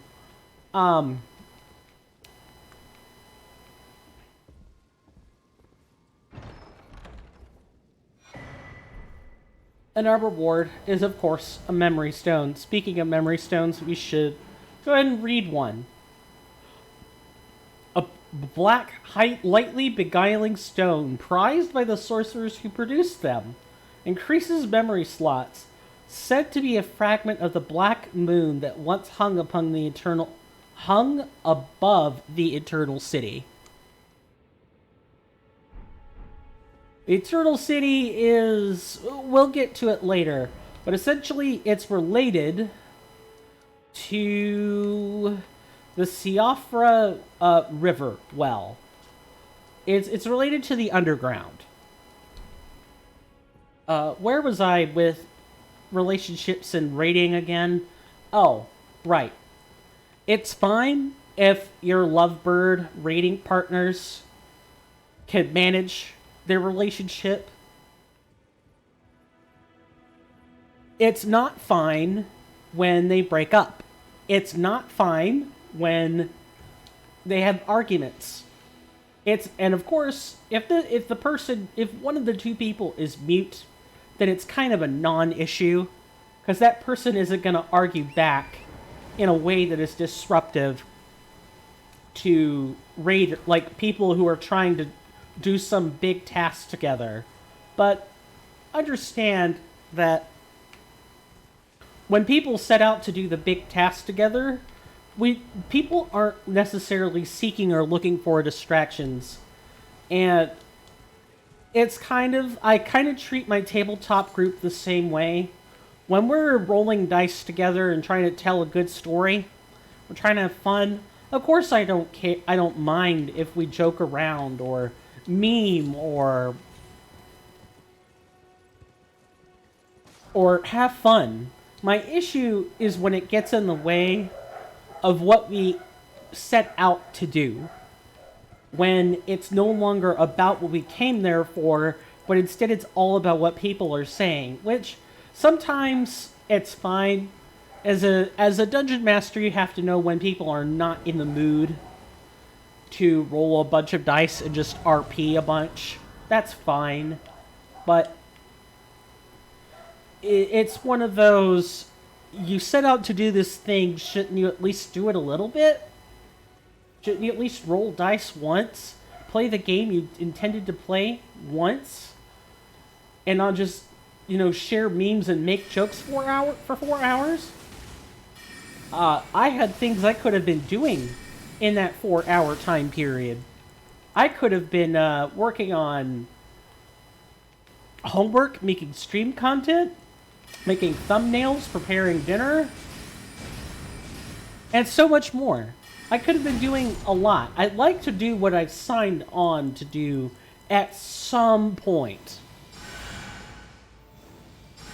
I'm a very task-oriented person. I'm a very goal-oriented person. If we set out to do something, I want to do it.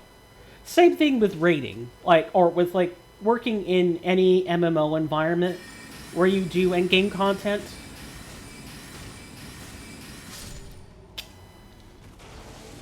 It's definitely okay to joke around. That's fine. But try to be productive too. And relationships that sully that productivity, and we actually care about being productive and not just spending 4 hours hanging with each other, that matters.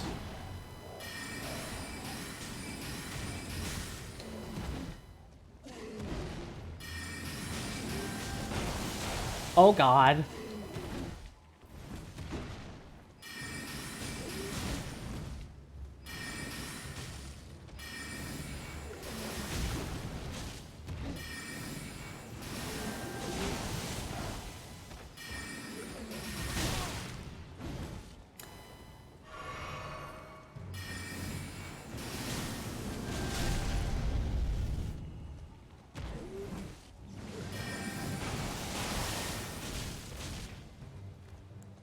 These things have a hideous face, by the way.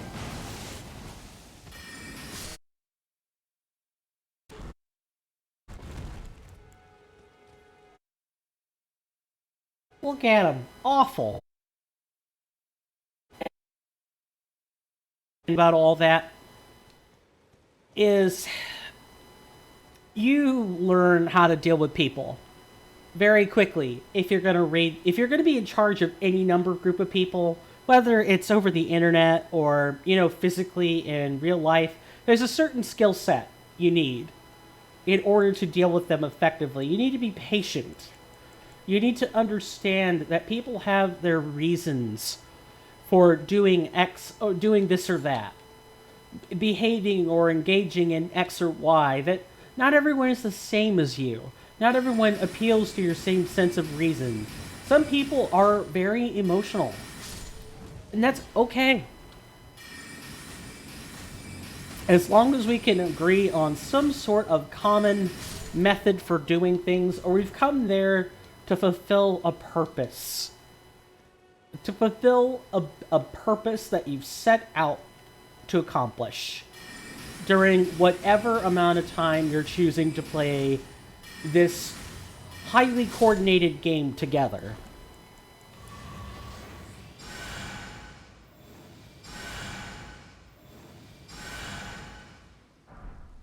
You learn how to handle people's disputes, or you don't have a group very long.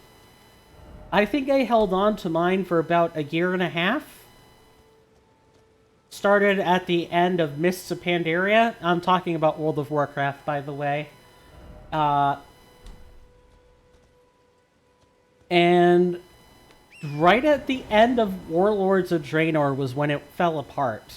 Of course, we had been raiding together under a different group for longer than that, but I specifically had leadership of it when that group crumbled. When the original leadership of that group fell apart, I took over for a year and a half.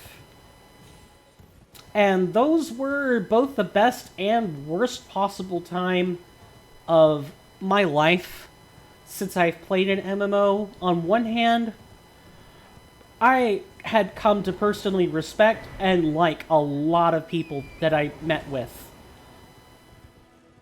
You really get to understand people and their stories, and you appreciate their content of character. You come to know them as somewhere between a friend and an acquaintance. That's probably a good way of saying it. You know them somewhere between those two groups. On the other hand, the way it all came crashing down left a bad taste in my mouth. And I meant no offense when I shared with some of my former raid mates that I wish I had never gone through and met any of them. That was a really, really nasty thing to say to some people. At the time, I didn't recognize it for the painful thing, for the emotionally negligent thing it was. I didn't recognize it as that. But at the time, I was just speaking my mind. I'm an individual who speaks their mind. I don't see a lot of the same emotional. I guess let me phrase it this way.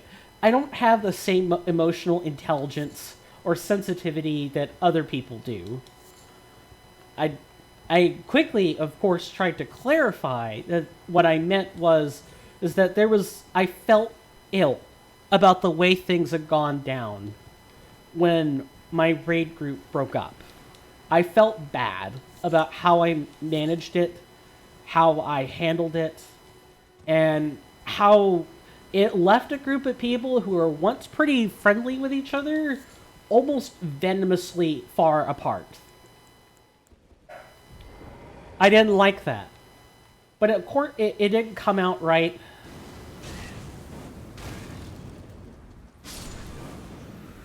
It didn't come out right. It came out like that. I was a young 20-something who didn't think much of it, and my emotional intelligence quotient was already low to begin with. So I have a hard time relating in the sense that people are just speaking how they feel. Why are you upset? It's the content of those words. It's what makes people upset. It's not that you're speaking how you feel, especially with people who genuinely wanted to be your friends at the time that it happened. It was the matter of the content was very painful to hear and just callously disregarded other people's feelings. Wow. I'm really just going on and on about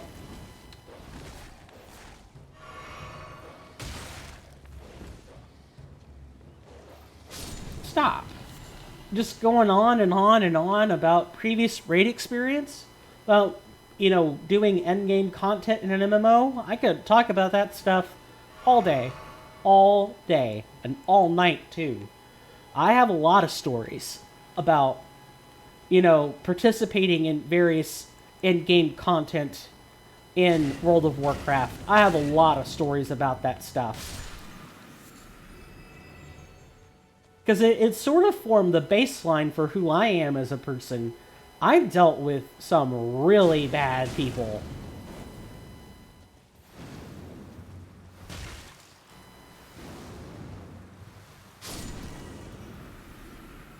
Oh wow, great place to hang off at. I dealt with some really bad people. People who took advantage of my lack of emotional intelligence. And,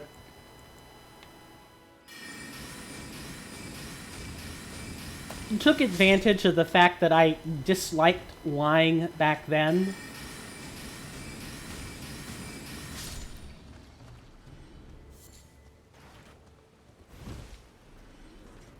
Yeah, people definitely took advantage of that. And, warped or distorted. Oh, hi there, good sir. Too bad, I can't really go after you right now. Yeah, there were definitely people who took advantage of that. And I might be a different person today than I was 10 years ago if it weren't for what essentially amounted to mental abuse, emotional abuse, gaslighting. All that happened. Won't name names. Honestly, it kind of bleeds together. So I don't want to blame anyone in particular. I don't want to mention usernames at the risk of seeming wishy-washy.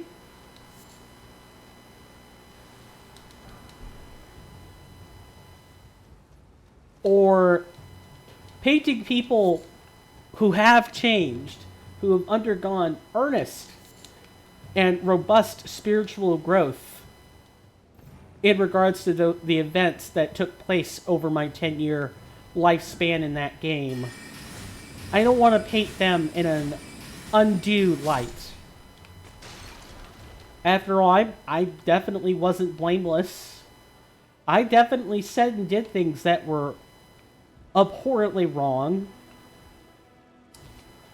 Just like when I told those people that I really wish I partially wished I hadn't met them due to the emotional pain that I felt when the group broke up.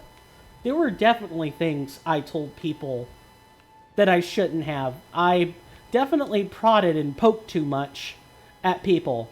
You thought people think I'm a busybody today? Oh, I was a much bigger busybody several years ago. Constantly asking questions. Why? Why? I was a very annoying person back then. I was very dense, too. I didn't really appreciate or understand the human subtleties like I do today. And I only kind of understand them, not completely understand them. Since I've been gabbing and gabbing and gabbing for a half hour, maybe more, let me kind of recap what I've been doing since the discussion. I have gone up to Oridus's Rise, picked up a memory stone. I went into the crater-pocked glaive and dealt with a Lord of Alabaster and picked up a gravity chunk. I went over here and activated the statue, which will point us toward a catacomb. And we went to the forest lookout tower and picked up the hand ballista. If you want, in Dark Souls, you could fire great bows. That was a thing you could do in the series. It's carried over to Elden Ring as well. But there wasn't anything like that for crossbow users. The hand ballista and another weapon you'll get later essentially fulfill that role, and fulfill it rather nicely. Okay, where to next? Maybe try to figure out what's back there. Don't know if I need to go around one particular direction or go around another particular direction. You're gonna find out. No, I don't want to divine a fortune. Stop. Oh, we could use it. Sounds good. Let's pick up... Let's change out Bestial Sling for Cure Poison. Oh, no, we need to keep that on. Let's change out Flame Sling for Cure Poison. And let's put in Dragonfire in the new slot.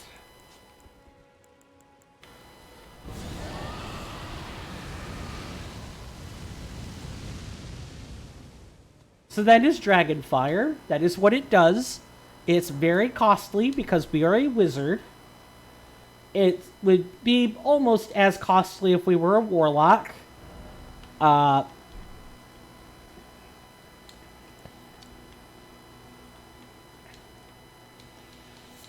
it's a great way of dealing fire damage at the expense of being really quite vulnerable. You're locked in place. I believe you can cast that one in midair. In fact, I can go find the incantation. Oh, no. Definitely not. The upgraded version, or what could be called an upgraded version, is castable from midair. I don't think you could charge it in midair, but you can cast it in midair.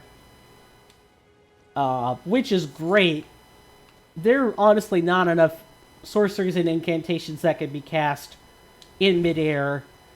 There's really not enough of a playstyle around that in vanilla Elden Ring to warrant that little distinction being on most of the dragon cult incantations. Cough drop, need one. Almost out of the gold honey.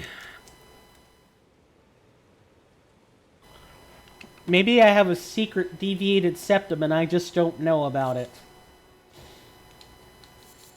I don't know. Or maybe it's that my dad smokes and I'm around that all the time.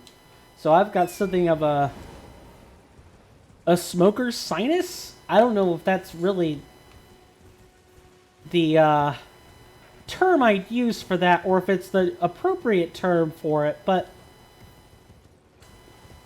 that's the best way I know to describe it, is smoker's sinus, where I breathe in a lot of impurities. I'm not always around my father when he smokes.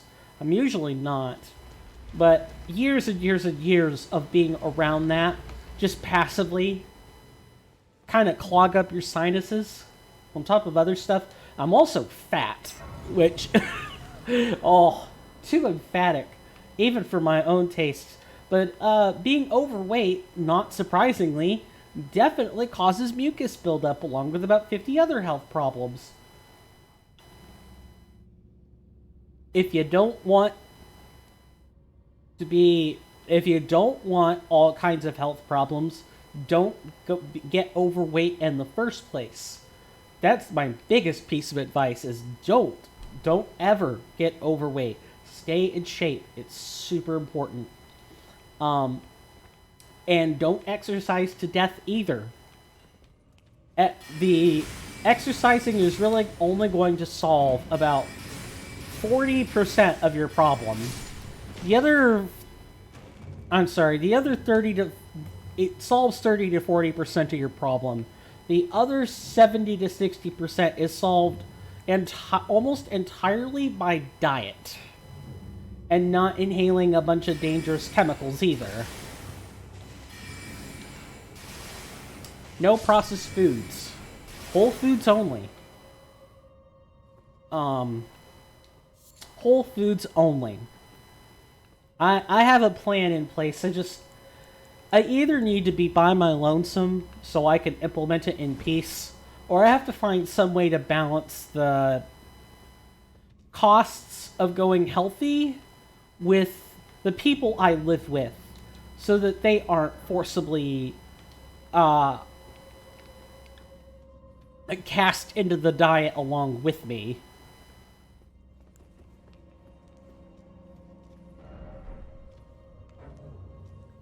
Oh, hi. Is there something behind me? No, he definitely spotted me earlier.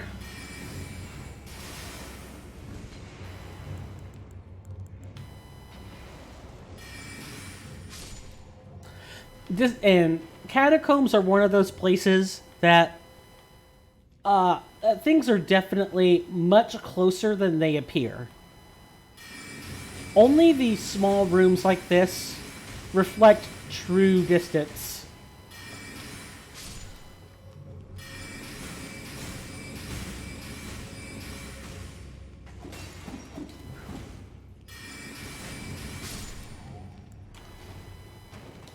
Only small rooms like the one we just stepped into had any amount of real scaling on the distance. The hallways, everything just seems further away than it is.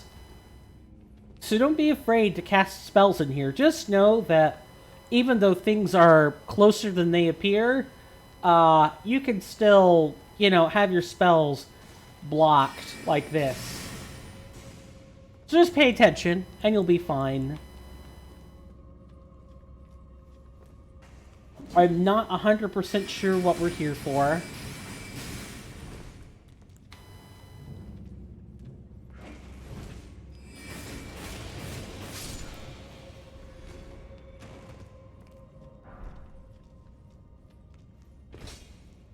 And you gotta be careful. Some of these have illusory walls.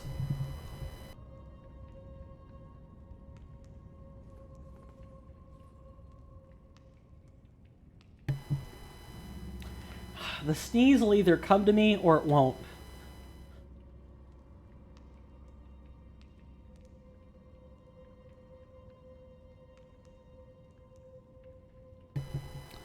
Yay. Ugh, excuse me. Sneezing is fun. I love schnozzing my insides out. Great, fantastic, excellent conversation. And when I sneeze, I almost always feel like I'm pulling my back or my arm out. One of those two things. Oh, and with COVID, oh my god. I felt like I was gonna pull my spine out of my body. It was bad. Really bad.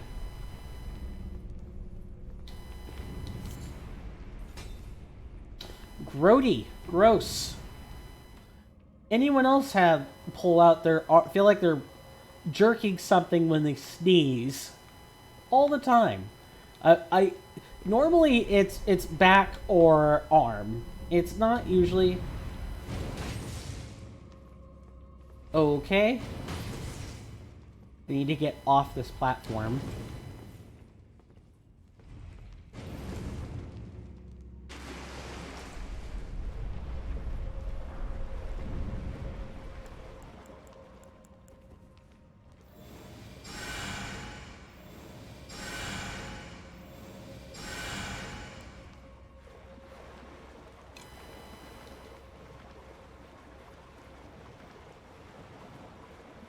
Even a couple of my... I feel like my eardrums are still popping from that. Okay. These guys have a lot of health. For where you find them, they have a lot of health. And their up-close grabs are, like, lethal. They are hugely lethal. About half the time.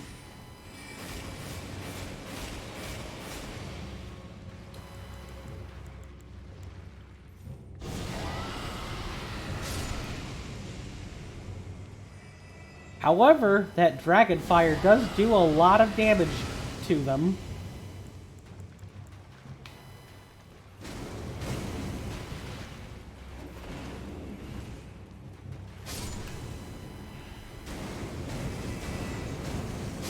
And I believe fire generally does a lot of damage to them.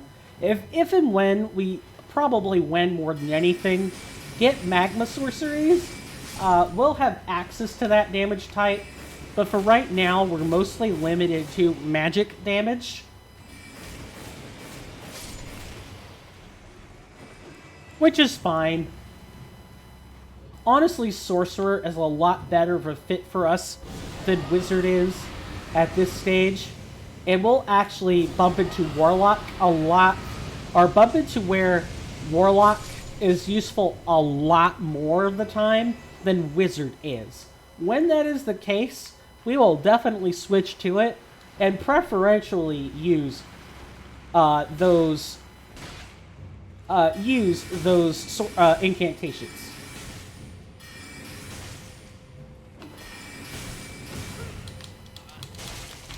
Get off me.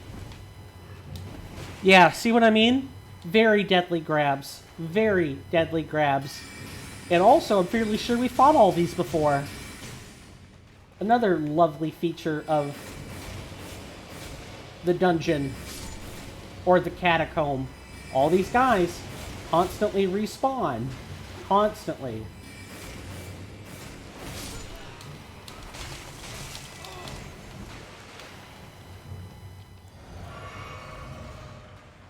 Let's go ahead and just grab the lootables and get out of here. I think there might be a crab in this room, too. I remember a lot of these catacombs actually have crabs.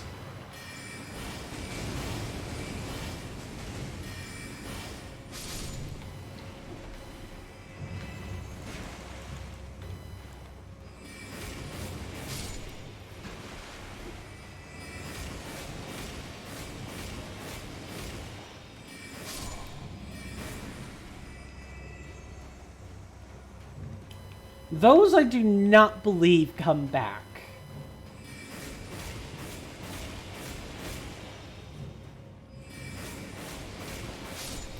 And I'm killing for no reason. Let's fix that.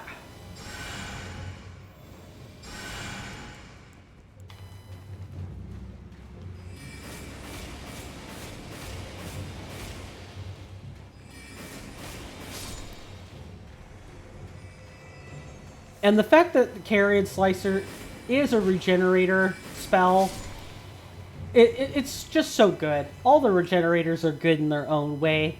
I think at this point there's only one more regenerator we need to find. And I think that is Honed Bolt. And I want to say that that particular one is... Honed Bolt should still be in Liurnia somewhere, and I need to find it.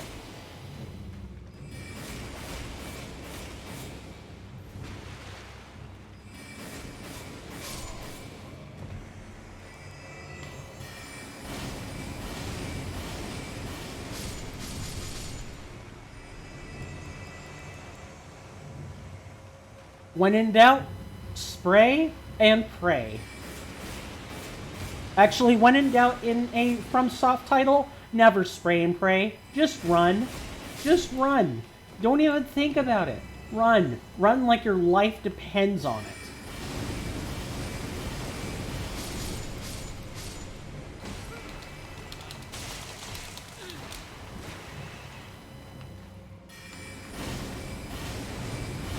Even with guys like these, who are supposed to kind of be small fries, just run.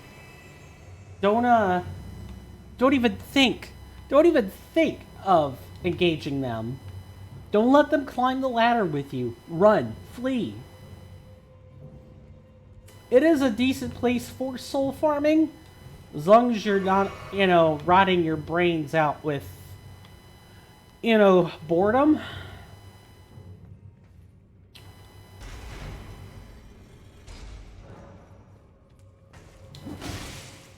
Wow. Pebble does a lot better with these. Mainly because Carrion Slicer doesn't quite have enough poise damage on it to really be worth anything. When you know your enemy isn't capable of being poise broken, use Carrion Slicer to your heart's content. It's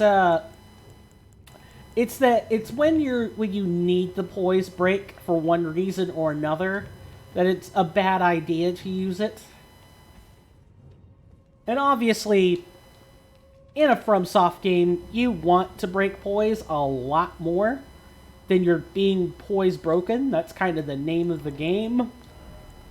But sometimes it can't be helped. Sometimes you're not going to get that opportunity to break poise, and you just kind of have to suck it up and move on. We're going to go ahead and level up. 2,000 there, and I need 400 in total. This should be enough or just short. We're going to find out.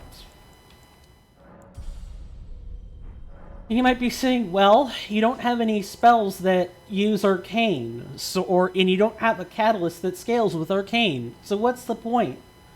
What's the point in using this thing, or leveling it up?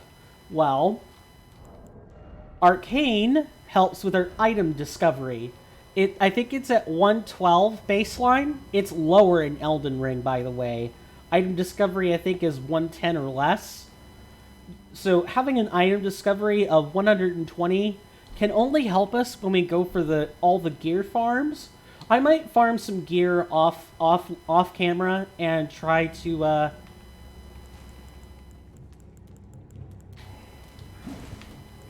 what am I looking for? And try to lessen the amount of boredom that you guys experience when it comes to FromSoft titles.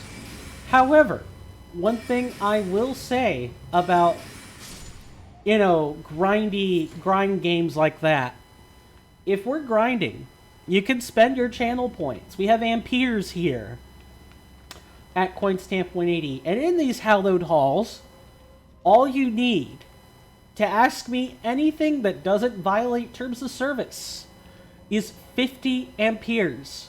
50 points lets you change the discussion and have me answer a question of your choice, whatever you ask. And it nearly takes 50 minutes, or maybe not even that long, to build up enough Amperes to do that. I have a lot of other stuff you can use channel points for, but most people like it when a streamer has an AMA, so I figured, why not have an AMA available pretty much almost whenever you want? Just pay points. Now, of course, if I'm in the middle of a boss fight, I might miss your question. Just repeat it. And you don't need to spend double the Amperes. Just repeat your question. I do try to make an effort of scrolling through chat when I know I have people in here talking and not just lurkers. Sorry, lurkers. There is a reason that you are lurking, and it is not to talk to me, which is fine. I have no problem with lurkers. Lurkers are extremely welcome. Also, I am so friendly to lurkers that I even have a lurker-friendly donation option. If you like my content and you like to support my content, but you don't want a fanfare, I get it. Some people just want to be able to support quietly from the back line. You can do that. Just use the Ko-Fi link, or the Coffee link, excuse me. I have a Coffee page set up that is specifically designed not to have alerts tied to it. If you don't want me to thank you for the donation, you don't want the 2 minutes of winded streamer, don't worry. I've got you covered. Just use Coffee. I promise. It works exactly as intended. Hashtag no shameless plug for the Ko-Fi link. Promise. Just explaining how it works. Whether you do or don't is up to you. I'm always appreciative of any donations that you guys make. All donations that are made either go towards a charity when I am doing a charity stream or a charity goal, or go toward purchasing equipment for the stream. One thing I might do is see if you guys are interested in a mixing board where we kind of go halvesies on it. I'm floating the idea, but I need to be back for a little while before I just ask people, hey, would you like to help me fund a mixing board? Yeah, that screams desperate. So I'm not going to do that yet. But it is an idea I'm floating. Because for those who don't know, Voicemeeter is a great mixing platform, but I would much prefer not to be consuming terabytes of data by leaving it on. I've gotten better about managing it, but there's no way around it. Sending audio data to my computer, or to multiple computers, uses up a lot of data. A lot. Especially for good quality. So I don't have it on when I don't need it. And it's one of the reasons that recording is just so tricky right now, is I'm trying to manage data usage in a way that doesn't make my parents scream with anxiety every time I tell them I'm going to record. Because streaming is one thing, the recording is something else.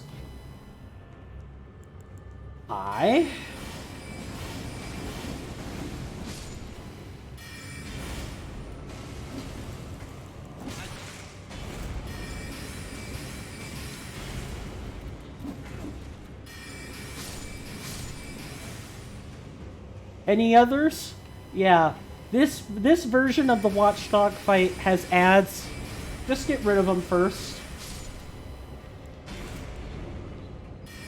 And you should be fine.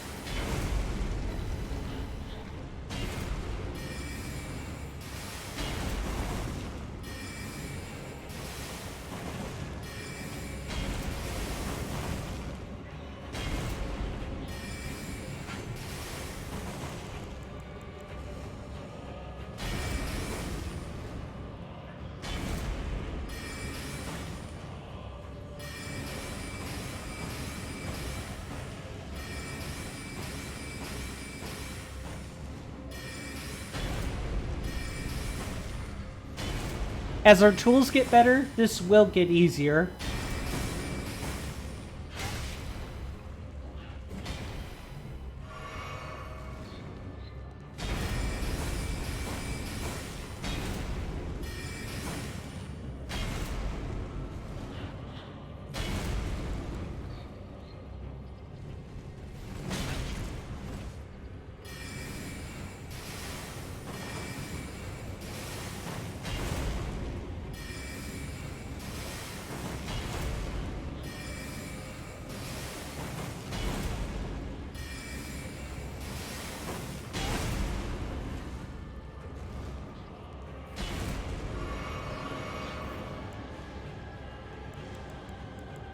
Nice.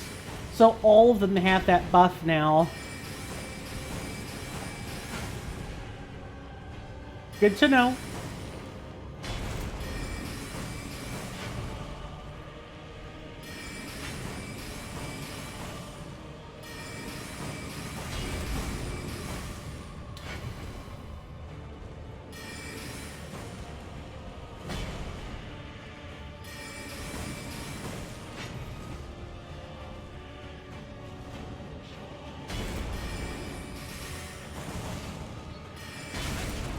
Oh, that was bad.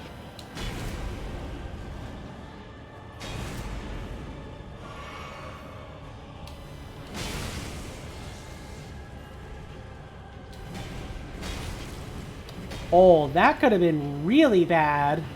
That was bad, actually. Yeah, I got greedy. I should have just ran there.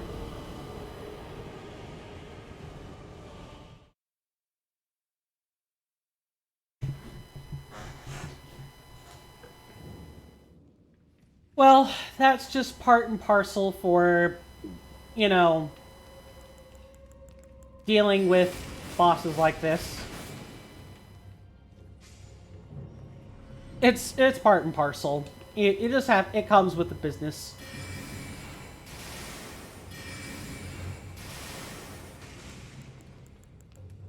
You get used to it. The hard part is not... Well, actually, we didn't summon anything, so that was our first mistake. Let's fix that. That should help us out with ads.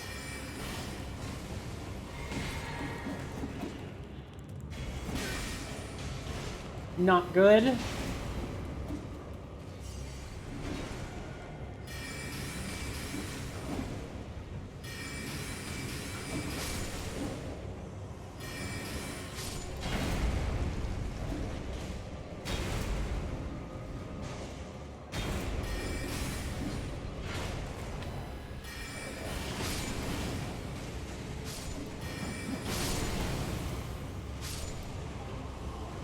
Yay.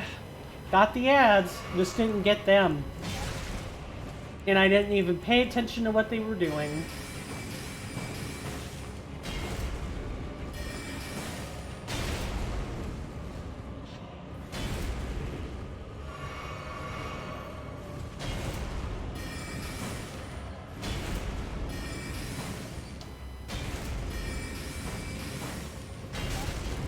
Wow, the shockwave got me there. Nice.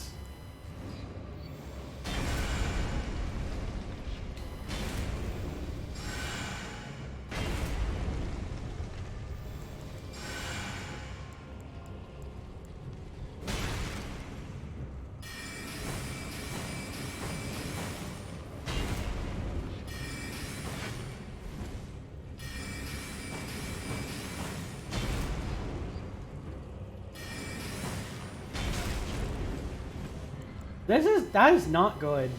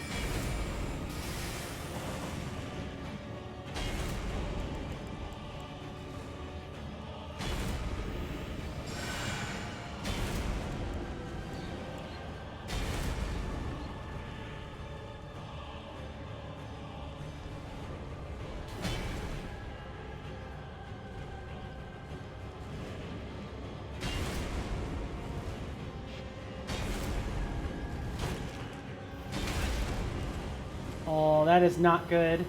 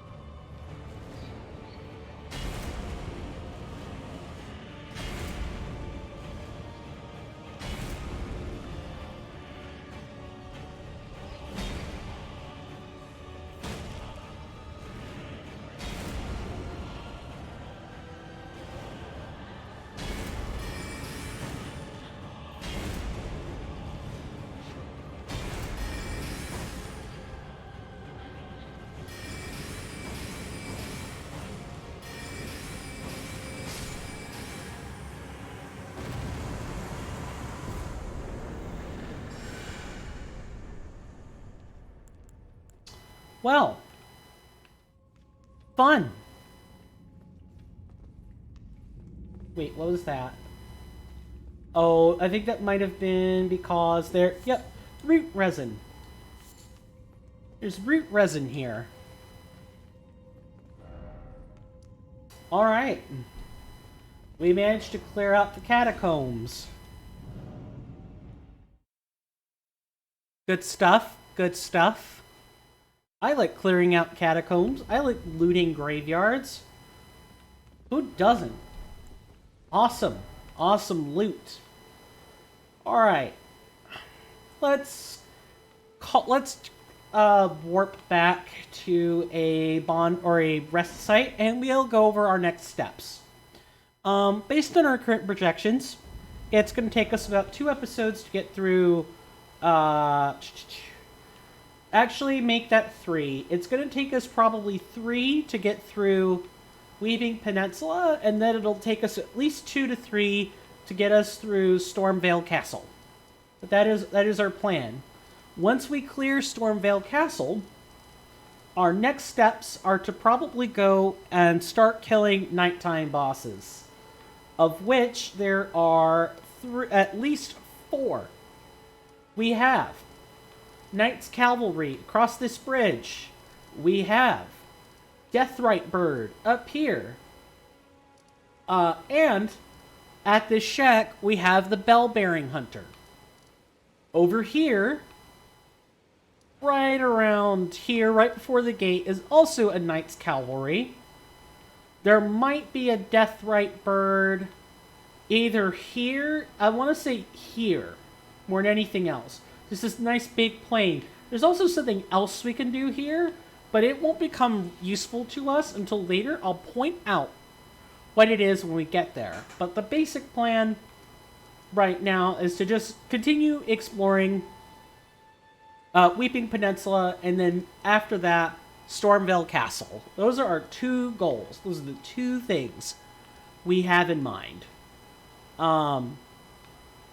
Let's figure out who we're hosting, huh? If anyone at all. I want to thank you guys so much for coming out and spending time with me, if any at all.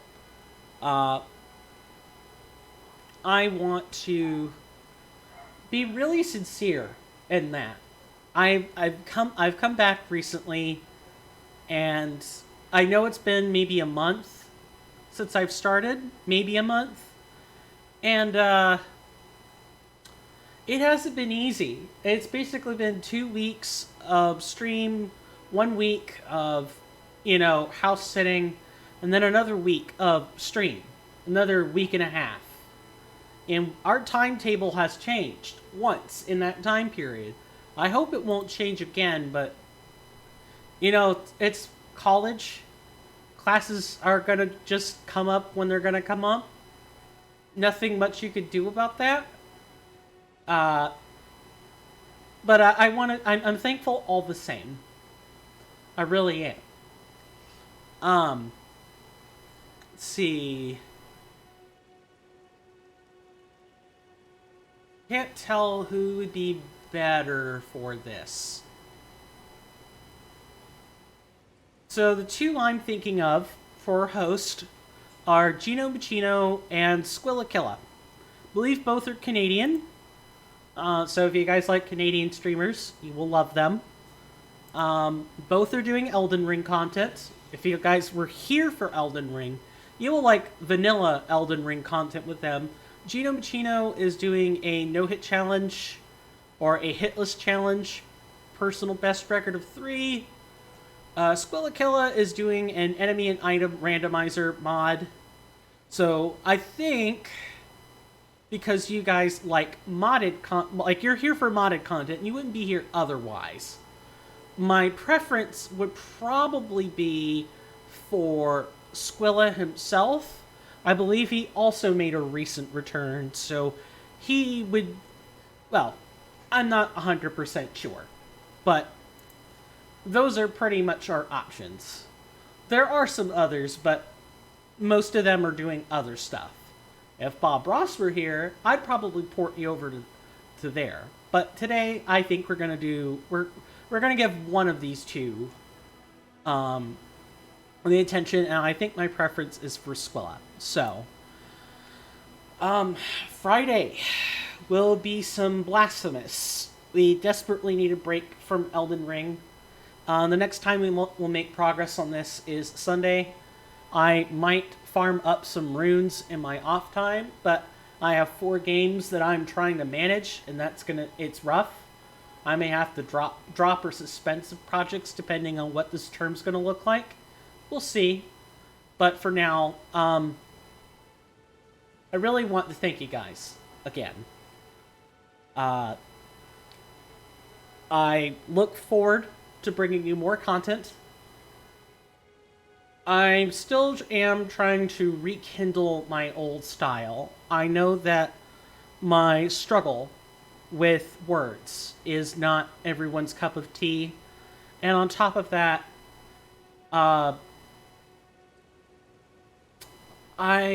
when I did this before on Twitch, I did not stream in a let's play format. Not really.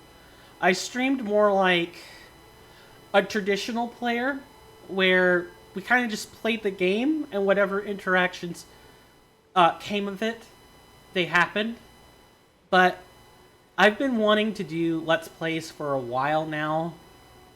And I have so much. I've bought so much for you guys.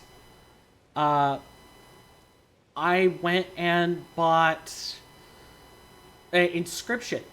I went and bought, I don't know, Assassin's Creed, Tomb Raider. I've bought a lot of stuff, and I'd like the chance to show it off. You guys deserve it, because these game franchises and what people have managed to accomplish with them in a short amount of time means a lot. And if I can get mods to go on top of those things, oh, chef's kiss. I would love to be able to show off what mods do with those game spaces. That might be something I focus on as well within our hallowed halls, is modded content. I realize that mods aren't everyone's cup of tea, and some are purists, but I have to figure out some way to occupy the design space and streaming space in a meaningful way. I'm still figuring out who I'm going to be on this platform, but I will figure it out, and hopefully it will be a good experience for all of you. I want to do my best to make sure I'm at my best, bringing you the best content that I can find, and I don't know if that is accomplished through a mixing board, if that's accomplished through a better overlay, if I need to be a different kind of person when I'm streaming, I don't know what that is yet. Some of those things are easy. Things that money can buy are typically easy to accomplish. Things that require a change in personality or persona are a bit more difficult to do. I'm a very quiet, demure person. I'm not a Markiplier. I am not a Jacksepticeye. I am not a Cheese Whiz. I'm not Dr. Disrespect. I don't have personas. I don't have witty jokes. I'm not a memester. I don't have any of that. And I know that's largely what the stream space wants, are those things. Those things work in a saturated market like Twitch. Those things work on YouTube when they're edited. Because that's what people desperately want. An escape. I'm not that person. I like to tackle issues head on. I like to talk about bothersome topics. Like difficult stories that I encountered when I was raid leading. About what happens when this bill or that bill are passed. Or, what the state of the U.S. Senate looks like. Or the supply chain, like a global supply chain. I like talking about stuff like that. Not sponsored, but it's tough when you're also trying to show a game in its entirety. To give people something they haven't seen before. Because Elden Ring has been streamed and recorded and done to death.